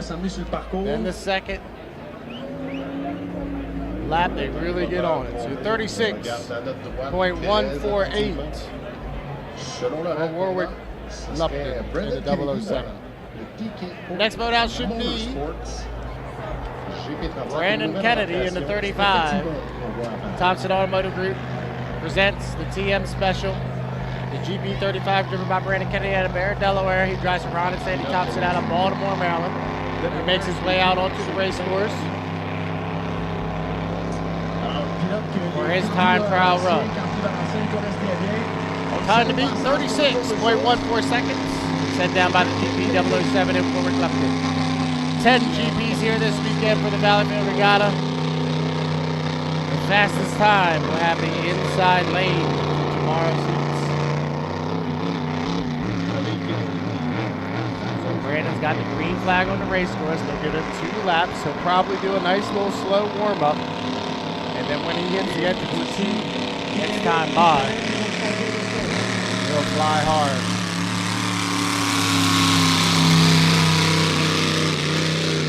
Time to beat 36.148 seconds for Warwick Lupton. Talked to Brandon a little bit last night. They got a brand new engine and oil pan in that boat. They were concerned coming out of Guntersville and Madison that they couldn't figure out the problem, and they did find it. And they have a brand new oil pan and oil setup in that boat. And that brand new Thompson Automotive Group TM Special 35. Here comes Kennedy. He's going to go really wide up at the top end of the race course and really come flying down here to start-finish line to start his hot lap. Got to cut it in there. There he goes. Good job by Brandon. He's going to come across start-finish line in about lane number 5. And we'll put him on the clock now with the time. And Brandon Kennedy going to go start-finish line to GP35. Down through turn number 1. Really nice arc through that big turn number 1. Now can he keep up? He's bogging down a little bit off the exit of 2. Now he picks it back up. Chimes walking side to side down the back stretch down into turn number 2. Kennedy down into the apex of turn 2. Got to feather the throttle to that really tight turn number 2. Now he'll explode off the exit of turn 2 down here to start finish line. We got the time on him right now. He'll come across start finish line and we'll clock him in at 33.605. 33.605 seconds. That's the time to beat. Kennedy in the 35 goes in at 33.605 seconds. Up next, in my opinion, one of the fastest GPs, the world record holder at 1 mile and 2/3, Jeff Bernard in the Reliable Diamond Tools presents the GP79. Alors, selon notre source dans les vues, c'est ça le Bad Influence de Jeff Bernard. Oui, voilà, embarcation orange avec le drapeau à damier sur les pontons. Jeff comes to us from Kent, Washington. 33.60 de Kennedy. Former driver of the U91, driven real estate in the unlimited hydroplane class. He's also driven for Rob Graham in the U5 and the U7. Jeff, a long-time import hydroplane driver. He's reached the pinnacle of the sport. He decided this year he wants to just focus on his GP ride. And the 79 Bad Influence, sponsored by Reliable Diamond Tools, out on the race course for his time trial run here at the 83rd Valleyfield Regatta. Time to beat 33.605 seconds. set by the 35 of Brandon Kennedy. Bernard qui va passer son tour pour le Jeff will take the green flag here. He'll do a little warm-up lap. They've been having fuel problems with that boat. Pickup issues. And that GP79. I know Mike Riddell and team has been working tirelessly over the last couple of weeks as they came out of Madison, trying to make the improvements. And that GP79.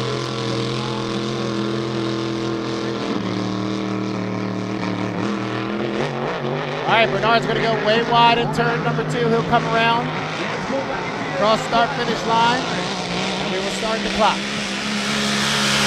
Bernard is on the clock. He takes the green flag as he goes down here to turn number 1. Let's see how tight he holds it to the buoy row. Wow, really drove it hard down into turn number 1.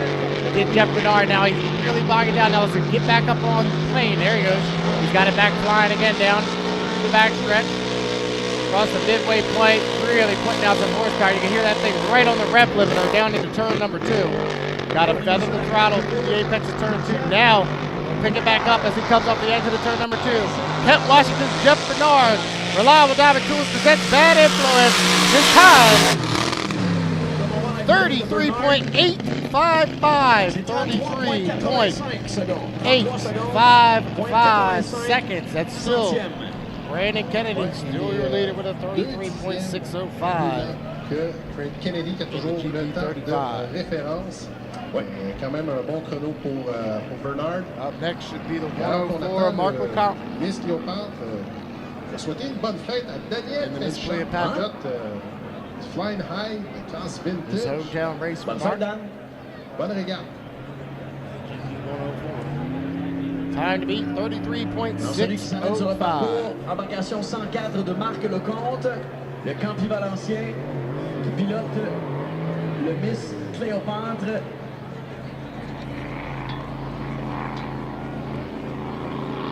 Here comes Mark. He is parked all the way down the end of the pit.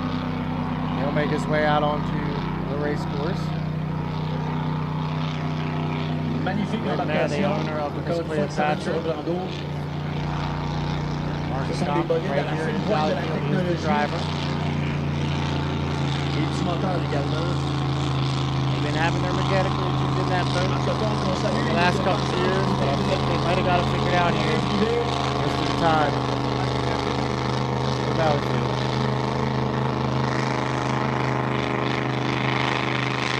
Smell the methanol in the air right now with these GPs coming out on the race course. Really putting in some hard runs.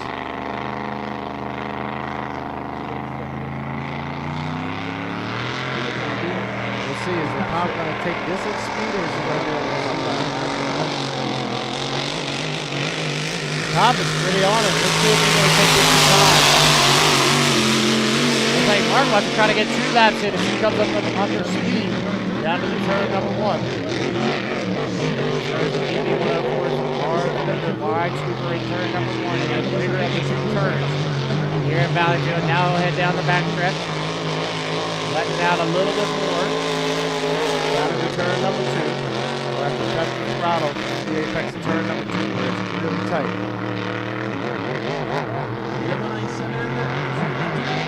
Mark will come around and complete his first lap.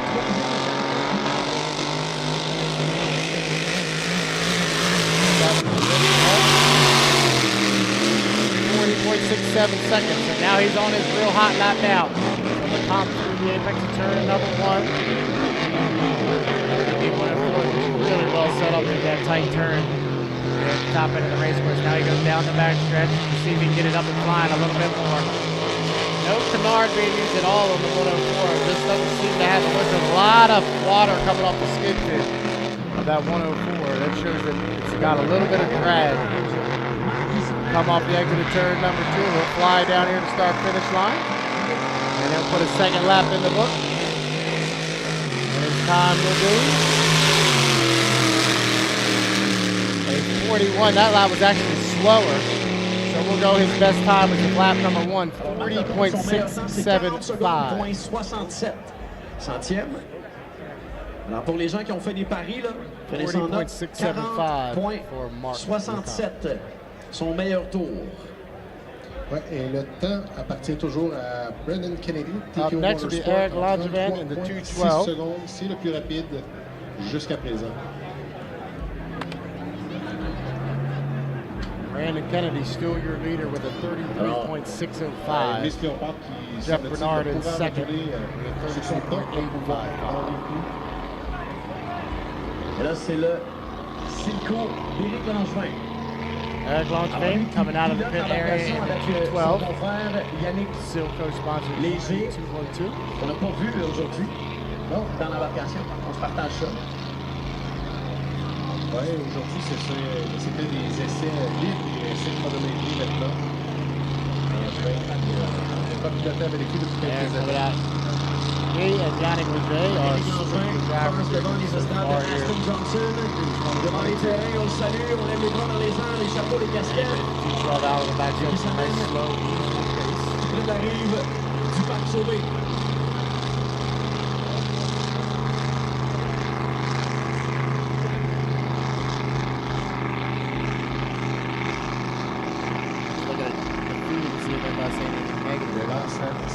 Not yet. Not yet. No negative comments on the live stream.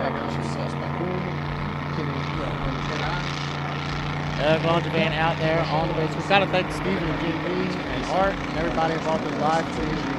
They do a great job bringing this to you. Hopefully you're enjoying it if you're back there listening. Right now your leader in time trials is 35 of Brandon Kennedy with a 33.605 second lap. Eric Langevin in the GP212 out on the race course.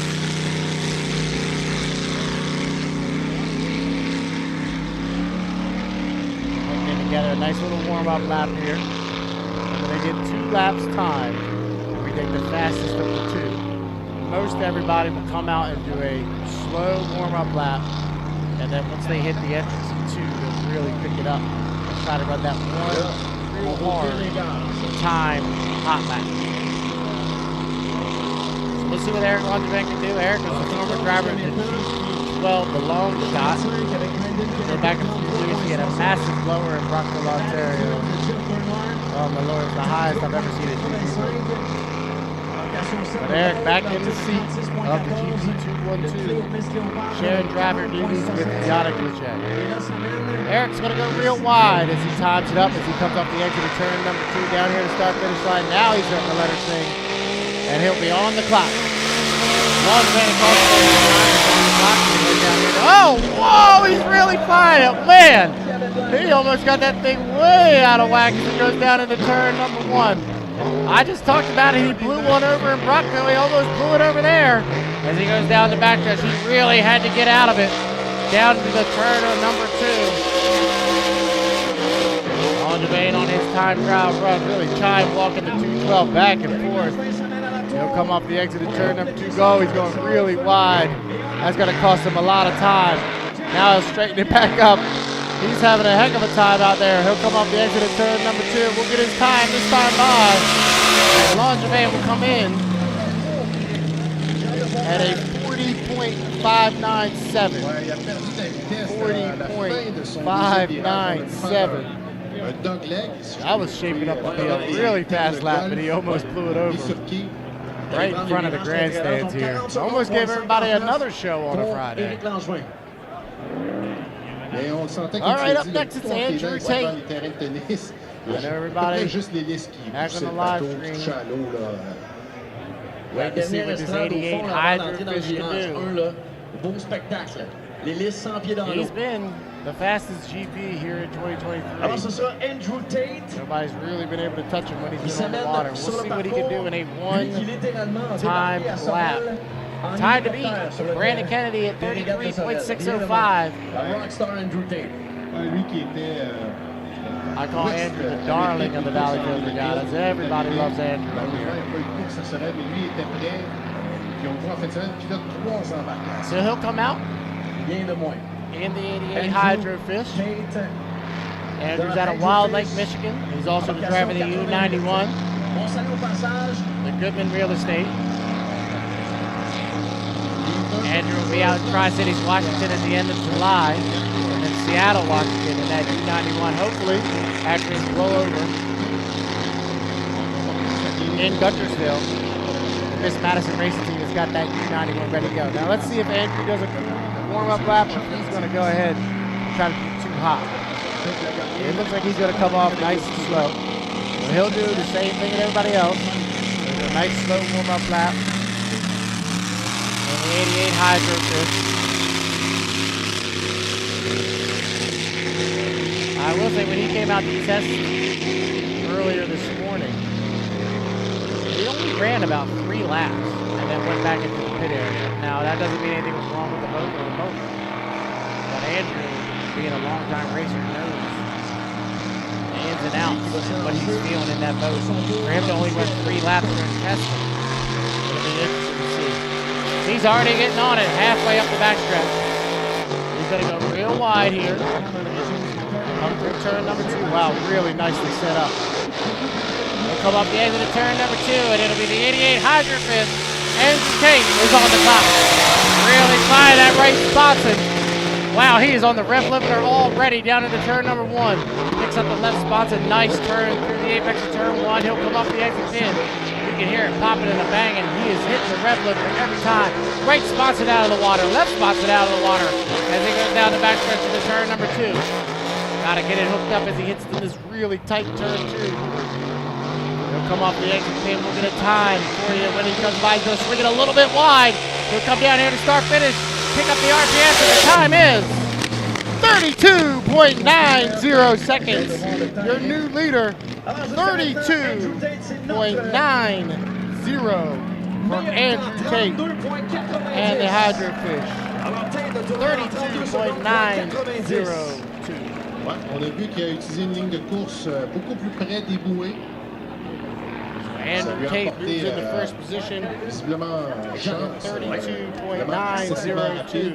Malheureusement, on n'a pas de vitesse. Là, je me répète, là, mais on a le temps en secondes quand même.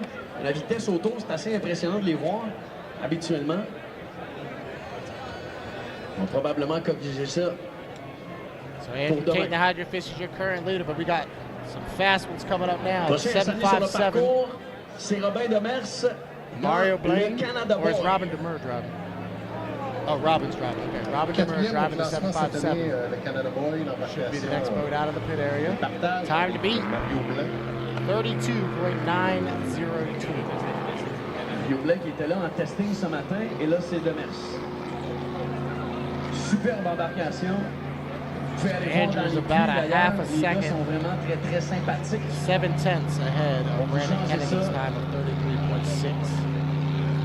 Si jamais vous voulez vos accès pour les puits de ravitaillement, disponibles tout près de la rotonde du parc Sauvé. On salue Robin Demers et le Canada Boy. Robin Demers comes out of the pit area in the 757 Canada Boy. Nouvelle embarcation qui a été construite ici. Talking a little bit this morning, and everybody was saying if Robin comes out here and puts down a hot lap, it's going to be tough. He can be fast. One lap, we'll see what he wants to do here. He's going to take a nice and slow.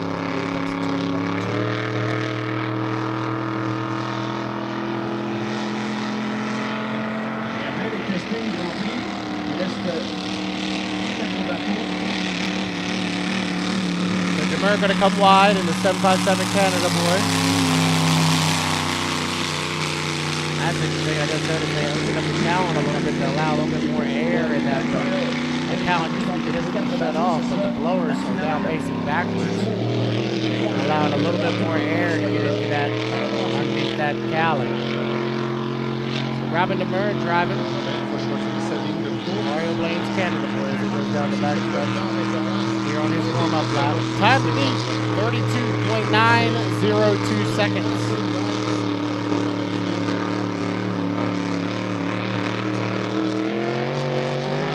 Apex turn number 2. Demers going way wide. He's going to pick up the horsepower as he comes across start finish line to start his time lap. Wow, the Canada Boy really is. Oh my God, he almost blew it over. Everybody is flying the right spots and right at the exit. Entrance of turn number 1. Demers settles it back down as he goes down the back stretch. 757 Canada boy had to get out of the throttle, but now he's back into it. Down into turn number 2. Race time lap through the apex of turn number 2. The 757 Canada boy, driven by Robin Burr, comes off the exit. He's going to go real wide, keep up the horsepower. He'll come around. He will strike the clock at a time of 34.929. 34.929. Dans le Canada Boy tourne en 34.92. Bonne main d'applaudissement pour Robin Demers. 34 secondes, point 92. Still tied to beat, 32.902. Jusqu'à présent. That's 2 almost blowovers in the time trial. Et il reste les frères Lupton. Remember, time trials will set the lanes. Prochaine embarcation à faire son apparition, c'est le superbe Lucas Oil. Si jamais vous ne l'avez pas vu dans les puits, là, le proche, noir et blanc seulement de Ken Lupton. Up next, it's 577 Ken Lupton, the Lucas Oil. C'est Andrew Tate dans le 88 out of avec un temps Waverly, de New Zealand. 32.90. Time to beat Ken qui a gagné la finale à Brockville il y a 2 semaines. 32.902. Impressionnant, c'est une embarcation toute récente, toute neuve, qui est sortie des ateliers ce printemps. Ken Lupton will be followed up by Jack Lupton, and then final loadout will be Ken Brody in the 50 to Freedom. That'll be your final loadout. 10 here in the time trial. Wonderful Friday crowd on hand here at the Valley Tornado Valley Regatta. I'm hoping that Mother Nature cooperates with us this weekend. Right now we got a great crowd on hand here for Friday. 32.902 time to beat. Number 88 and Andrew Tate.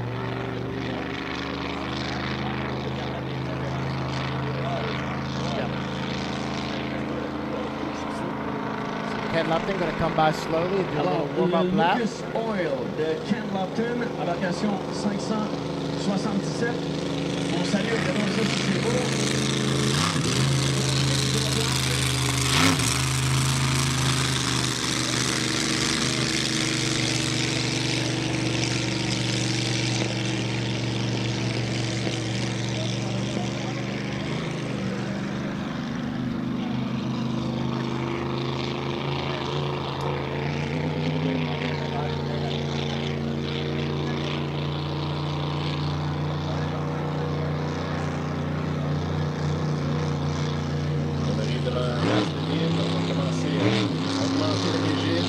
All right, Kenny Lupton down the back stretch here, halfway through.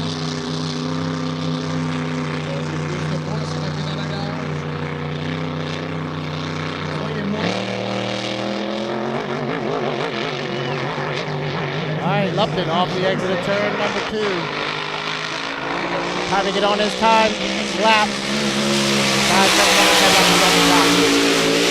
This Lucas Oil looking really smooth down into turn number 1. Kenny really ranks on it, turns it hard in turn number 2. Down the backstretch. Wow, he's able to keep it up. He did not slow down at all off the exit of turn 2. Lupton down the backstretch to the 577 of this Lucas Oil. Time walking responses left to right as he heads down into turn 2. Got to get out of the throttle, feather it a little bit through the apex of turn number 2. He'll come around and complete his time lap. Kenny Lupton on the clock. Here's his time. 32.48 seconds. 32.488. That's your new leader. Alors c'est notre nouvelle vitesse jusqu'à maintenant. Ken Lupton, your new leader. 32.488 for Ken Lupton. What a lap. On vient de battre la vitesse de Andrew Tate. C'est vraiment un duel qu'on attend. Et Lupton et Tate, sans oublier Brody. 32.488 seconds. Jack Lupton dans l'embarcation. 33. Kenny Lupton is your leader with a 33.488. Up next, On s'appelle en Jack 2019. Lupton in the 33. Le double flip. Tout près de la tour, tout près de l'autre côté là, de la tour. Les images qui tournent encore hein, sur YouTube. On a rarement vu des grands prix flippés comme ça cette année. Oh, c'est un hydroplane, mais lui, il planait sur un point de temps. Il est monté haut. Les gens qui se souviennent de ça, qui étaient là. Jack Lupton comes out onto the race On va faire course, les vitesses jusqu'à maintenant. taking his time. Alors, c'est Andrew Tate qui a fait la vitesse la plus rapide avec 32,90. So the fastest boat, Andrew Tate, 32,9 seconds. Et le Lucas Oil l'a battu dans les dernières secondes avec un temps de 32,48. Right now it's Ken Lupton in first, Andrew Tate in second, and Brandon Kennedy in third. One of these time trials will set the lanes for tomorrow's races. Hydros, 1A and 2A that we'll have On va tomorrow. de papier, le bon groupe de pilotes. Un bon groupe de Grand Prix cette année ici au Régates. Jack Lupton through the apex turn on his warm-up lap. Donc le temps à battre, c'est Ken Lupton qui l'a avec un 32,48. On the back stretch, now he's going to get on it at about the halfway point of the back stretch. Clearly, New Zealand's Jack Lupton through the apex of turn at number 2. He's really tight to the buoys. It's a little bit different line than everybody else's run, but he's going to come down and we'll put him on the clock. The 33 is now on the clock. Turn number 1. Wow, Lupton really flying it. He wrenches on it. Wow, he got really tight. Nice turn from Lupton through the apex of turn number 1. Can he keep up the horsepower? Yes, he can. He comes off the exit of turn number 2. Jack Lupton is really flying hard in that 33. Jack Lupton Motorsports enters. He heads down into turn number 2, really feathering it hard. The apex of turn number 2 off the exit pit. Jack Lupton, can he beat his brother Ken? He comes across start finish line, and we'll give you the time. 32.22 seconds.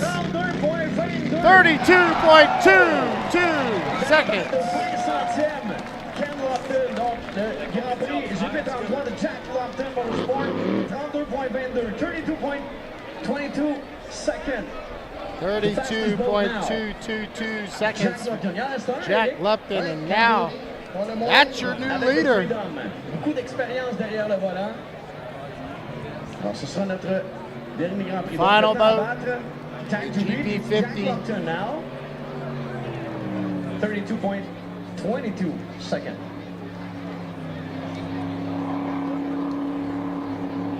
Final boat making his way out of the pit area is Ken Brody. The GP50, the Freedom. Ça va toujours plus vite. Attends, on va voir cette embarcation qui est Jack magnifique, Lupton soit in dit the en passant. 32.222 Alors, voici le seconds. Freedom. Et on le salue. Bien haut, Ken Brody. Tu sais, l'an dernier, on avait fait des cours à Right now it's 100 000 à l'heure pour Jack le Lupton assez 1, impressionnant. Ken Lupton 2, and Tate Trouver la bonne 3. ligne. All separated by a mere 7/10 of a second. Lupton at 32.222. Bon effet que ça prend dans le virage. Ken Lupton at 32.488. And Andrew Tate at 32.902. Finalement plané, presque l'envol. À la limite. Fastest time so far. Les gens sur la langue de terre, l'île course light. Devant l'île de table, le tour et du parcours de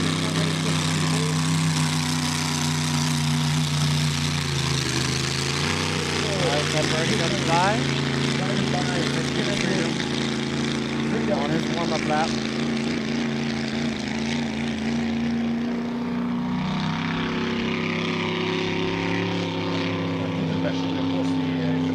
The apex turn number 1.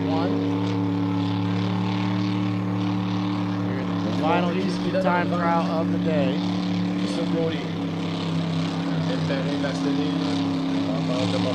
Lupton's got on it right past the midway point of turn number 2 and really able to keep up the horsepower through the entire lap.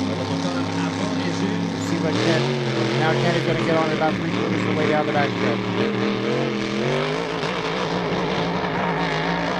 All right, here he comes. Final time trial of the day. Ken Lupton off the apex of turn number 2. And we will put him on the clock.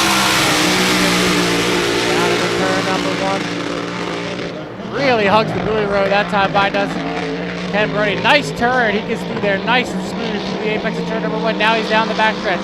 The GP50, the Freedom out of Grand Island, New York. Down into turn number 2. Then having to feather it a little bit early that time. Feathered it a little earlier than everybody else. That gets him off pace just a little bit. Now he'll come up the exit of turn number 2. He'll set sail down the front stretch for the final time. We'll see what his time is. 33.738. 33.738 seconds. So your winner of the time trials will go to the GP 33. Jack Lupton with a 32.222. With 32 point.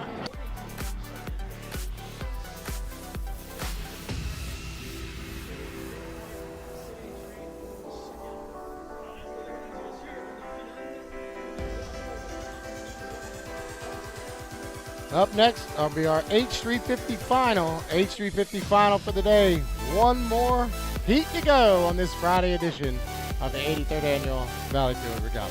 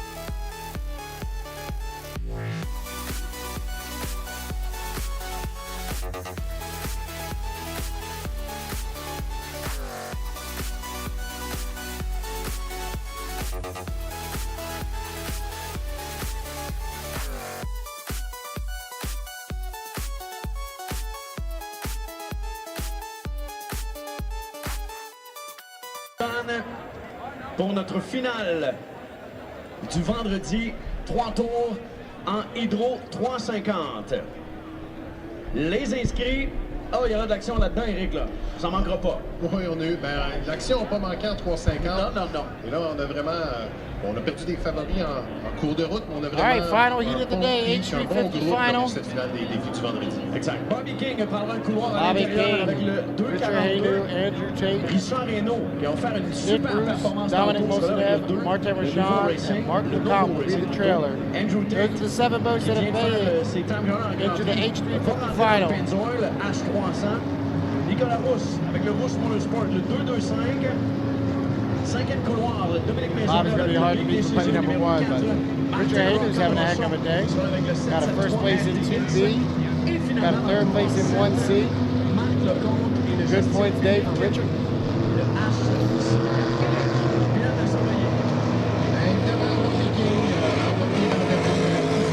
Fastest speed of the day is a 2:08.42 seconds. 2 minutes 8 seconds by Bobby King in 2C. Now remember, we're only running 3 laps. We're only running 3 laps. 3-lap final here. 3:25 from the start.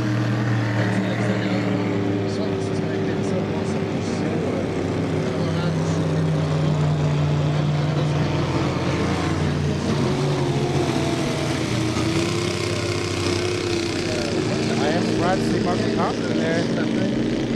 I know he was struggling with all the attrition so far today. He made the final because we had a lot of did not finishes, did not starts.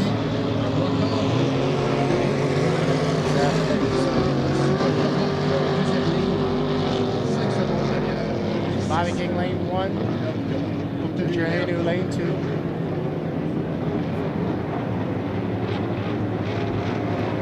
Take lane 3. Dominic Mostet will be in lane 5. Martin Chop will be in 6 and Martin Top. Avec un meilleur temps 2:10 est absent. Tanner Canatz, également auteur d'un 2:09, lui a arraché le compté au complet. Et 2:08.77, c'est le deuxième meilleur chrono de la journée. 3:15 from the start, H350 final on day number 1 of the 83rd annual Valleyfield Regatta. Tomorrow we should be starting right around 10 o'clock.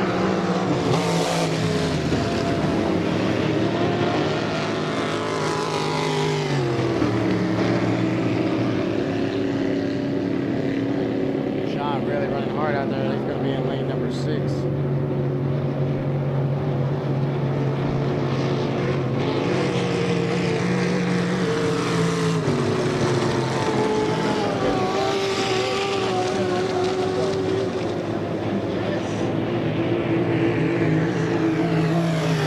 From the start, 1:30 away.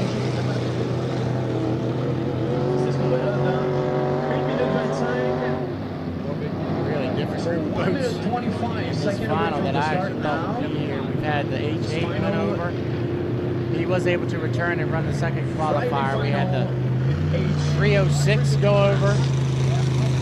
And we had the 1. So 3 top boats flew over today or did barrel rolls and are unable to make it into this final.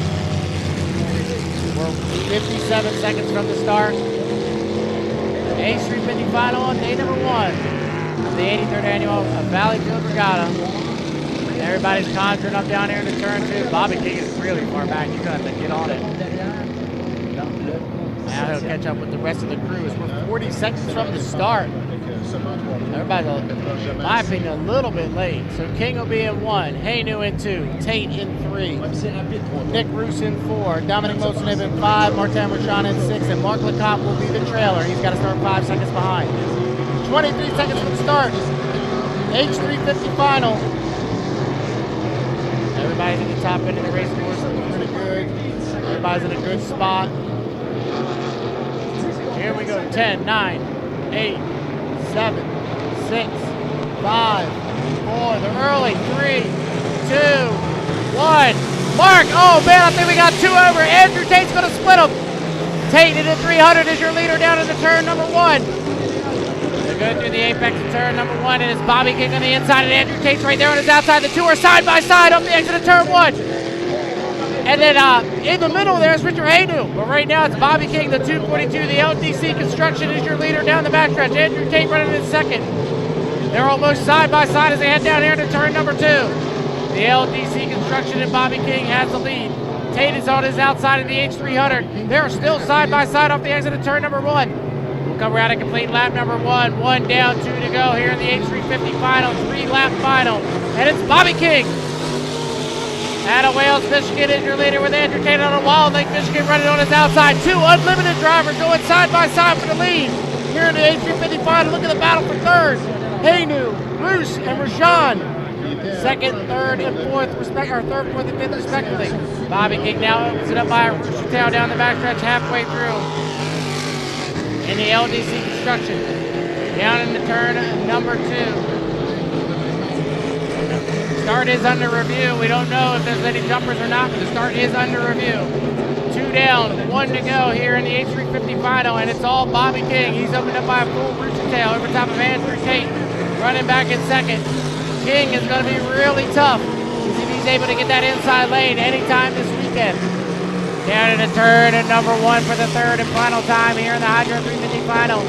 And it's Bobby King in the LDC construction. Andrew Tate running in second.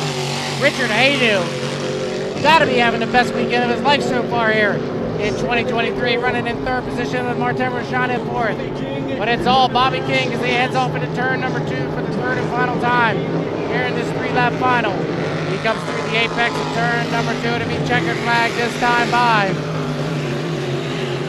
And your unofficial winner of the H350 final will go to Bobby King in the LDC construction, the 242. Second place, Andrew Tate in the Pennzoil, the 300. Third, we're going to Richard Haynu. Fourth, Martin Rashawn. Fifth, Nick Roos.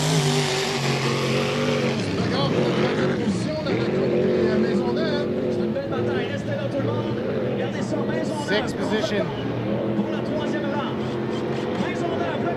Positive on the inside and the comp on the outside, and it'll go to Mosenev. Dominic Mosenev will pick up sixth position, and Mark McComb will take 7. 2:08, ça égale dans les Start is under review. C'était excitant comme finale des défis. Oui, exact. Merci Eric Tremblay. Merci Luigi, toujours un plaisir. Ben, c'est toujours un plaisir. On se reparle demain aux alentours de 8h30 pour l'émission d'avant-course avec la belle Geneviève Sonnet. Sinon, on vous donne rendez-vous ce soir sur la scène d'Thierry Toinlac. J'aurai le plaisir de présenter la bronze à 20h30 et à 22h30, l'incroyable Fouki sera sur la scène des Régates de Valleyfield. On attend énormément de gens.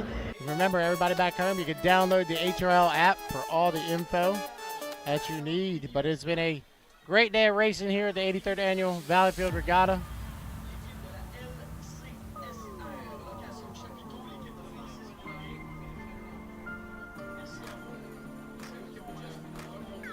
Still waiting on the calls to see if there's any gun jumpers. Here comes JP now. We'll see if there's any calls in that H355. Okay. So there may be some calls, but Bobby King is confirmed the winner of the H350 final. So Bobby King, your winner of the H350 final. All right, I'm going to turn it over to Steven, and he'll shut down the live stream whenever he is ready. But make sure you join us tomorrow at 10 o'clock. I believe right around 10 o'clock for the start of the races tomorrow. Appreciate everybody out there tuning in. My name is John Termey for Eric. Eric's done a great job as well. Eric Tremblay, we appreciate you tuning in. We hope you come back and join us for the Saturday edition of the 83rd Annual Valleyfield Regatta. We'll see you tomorrow.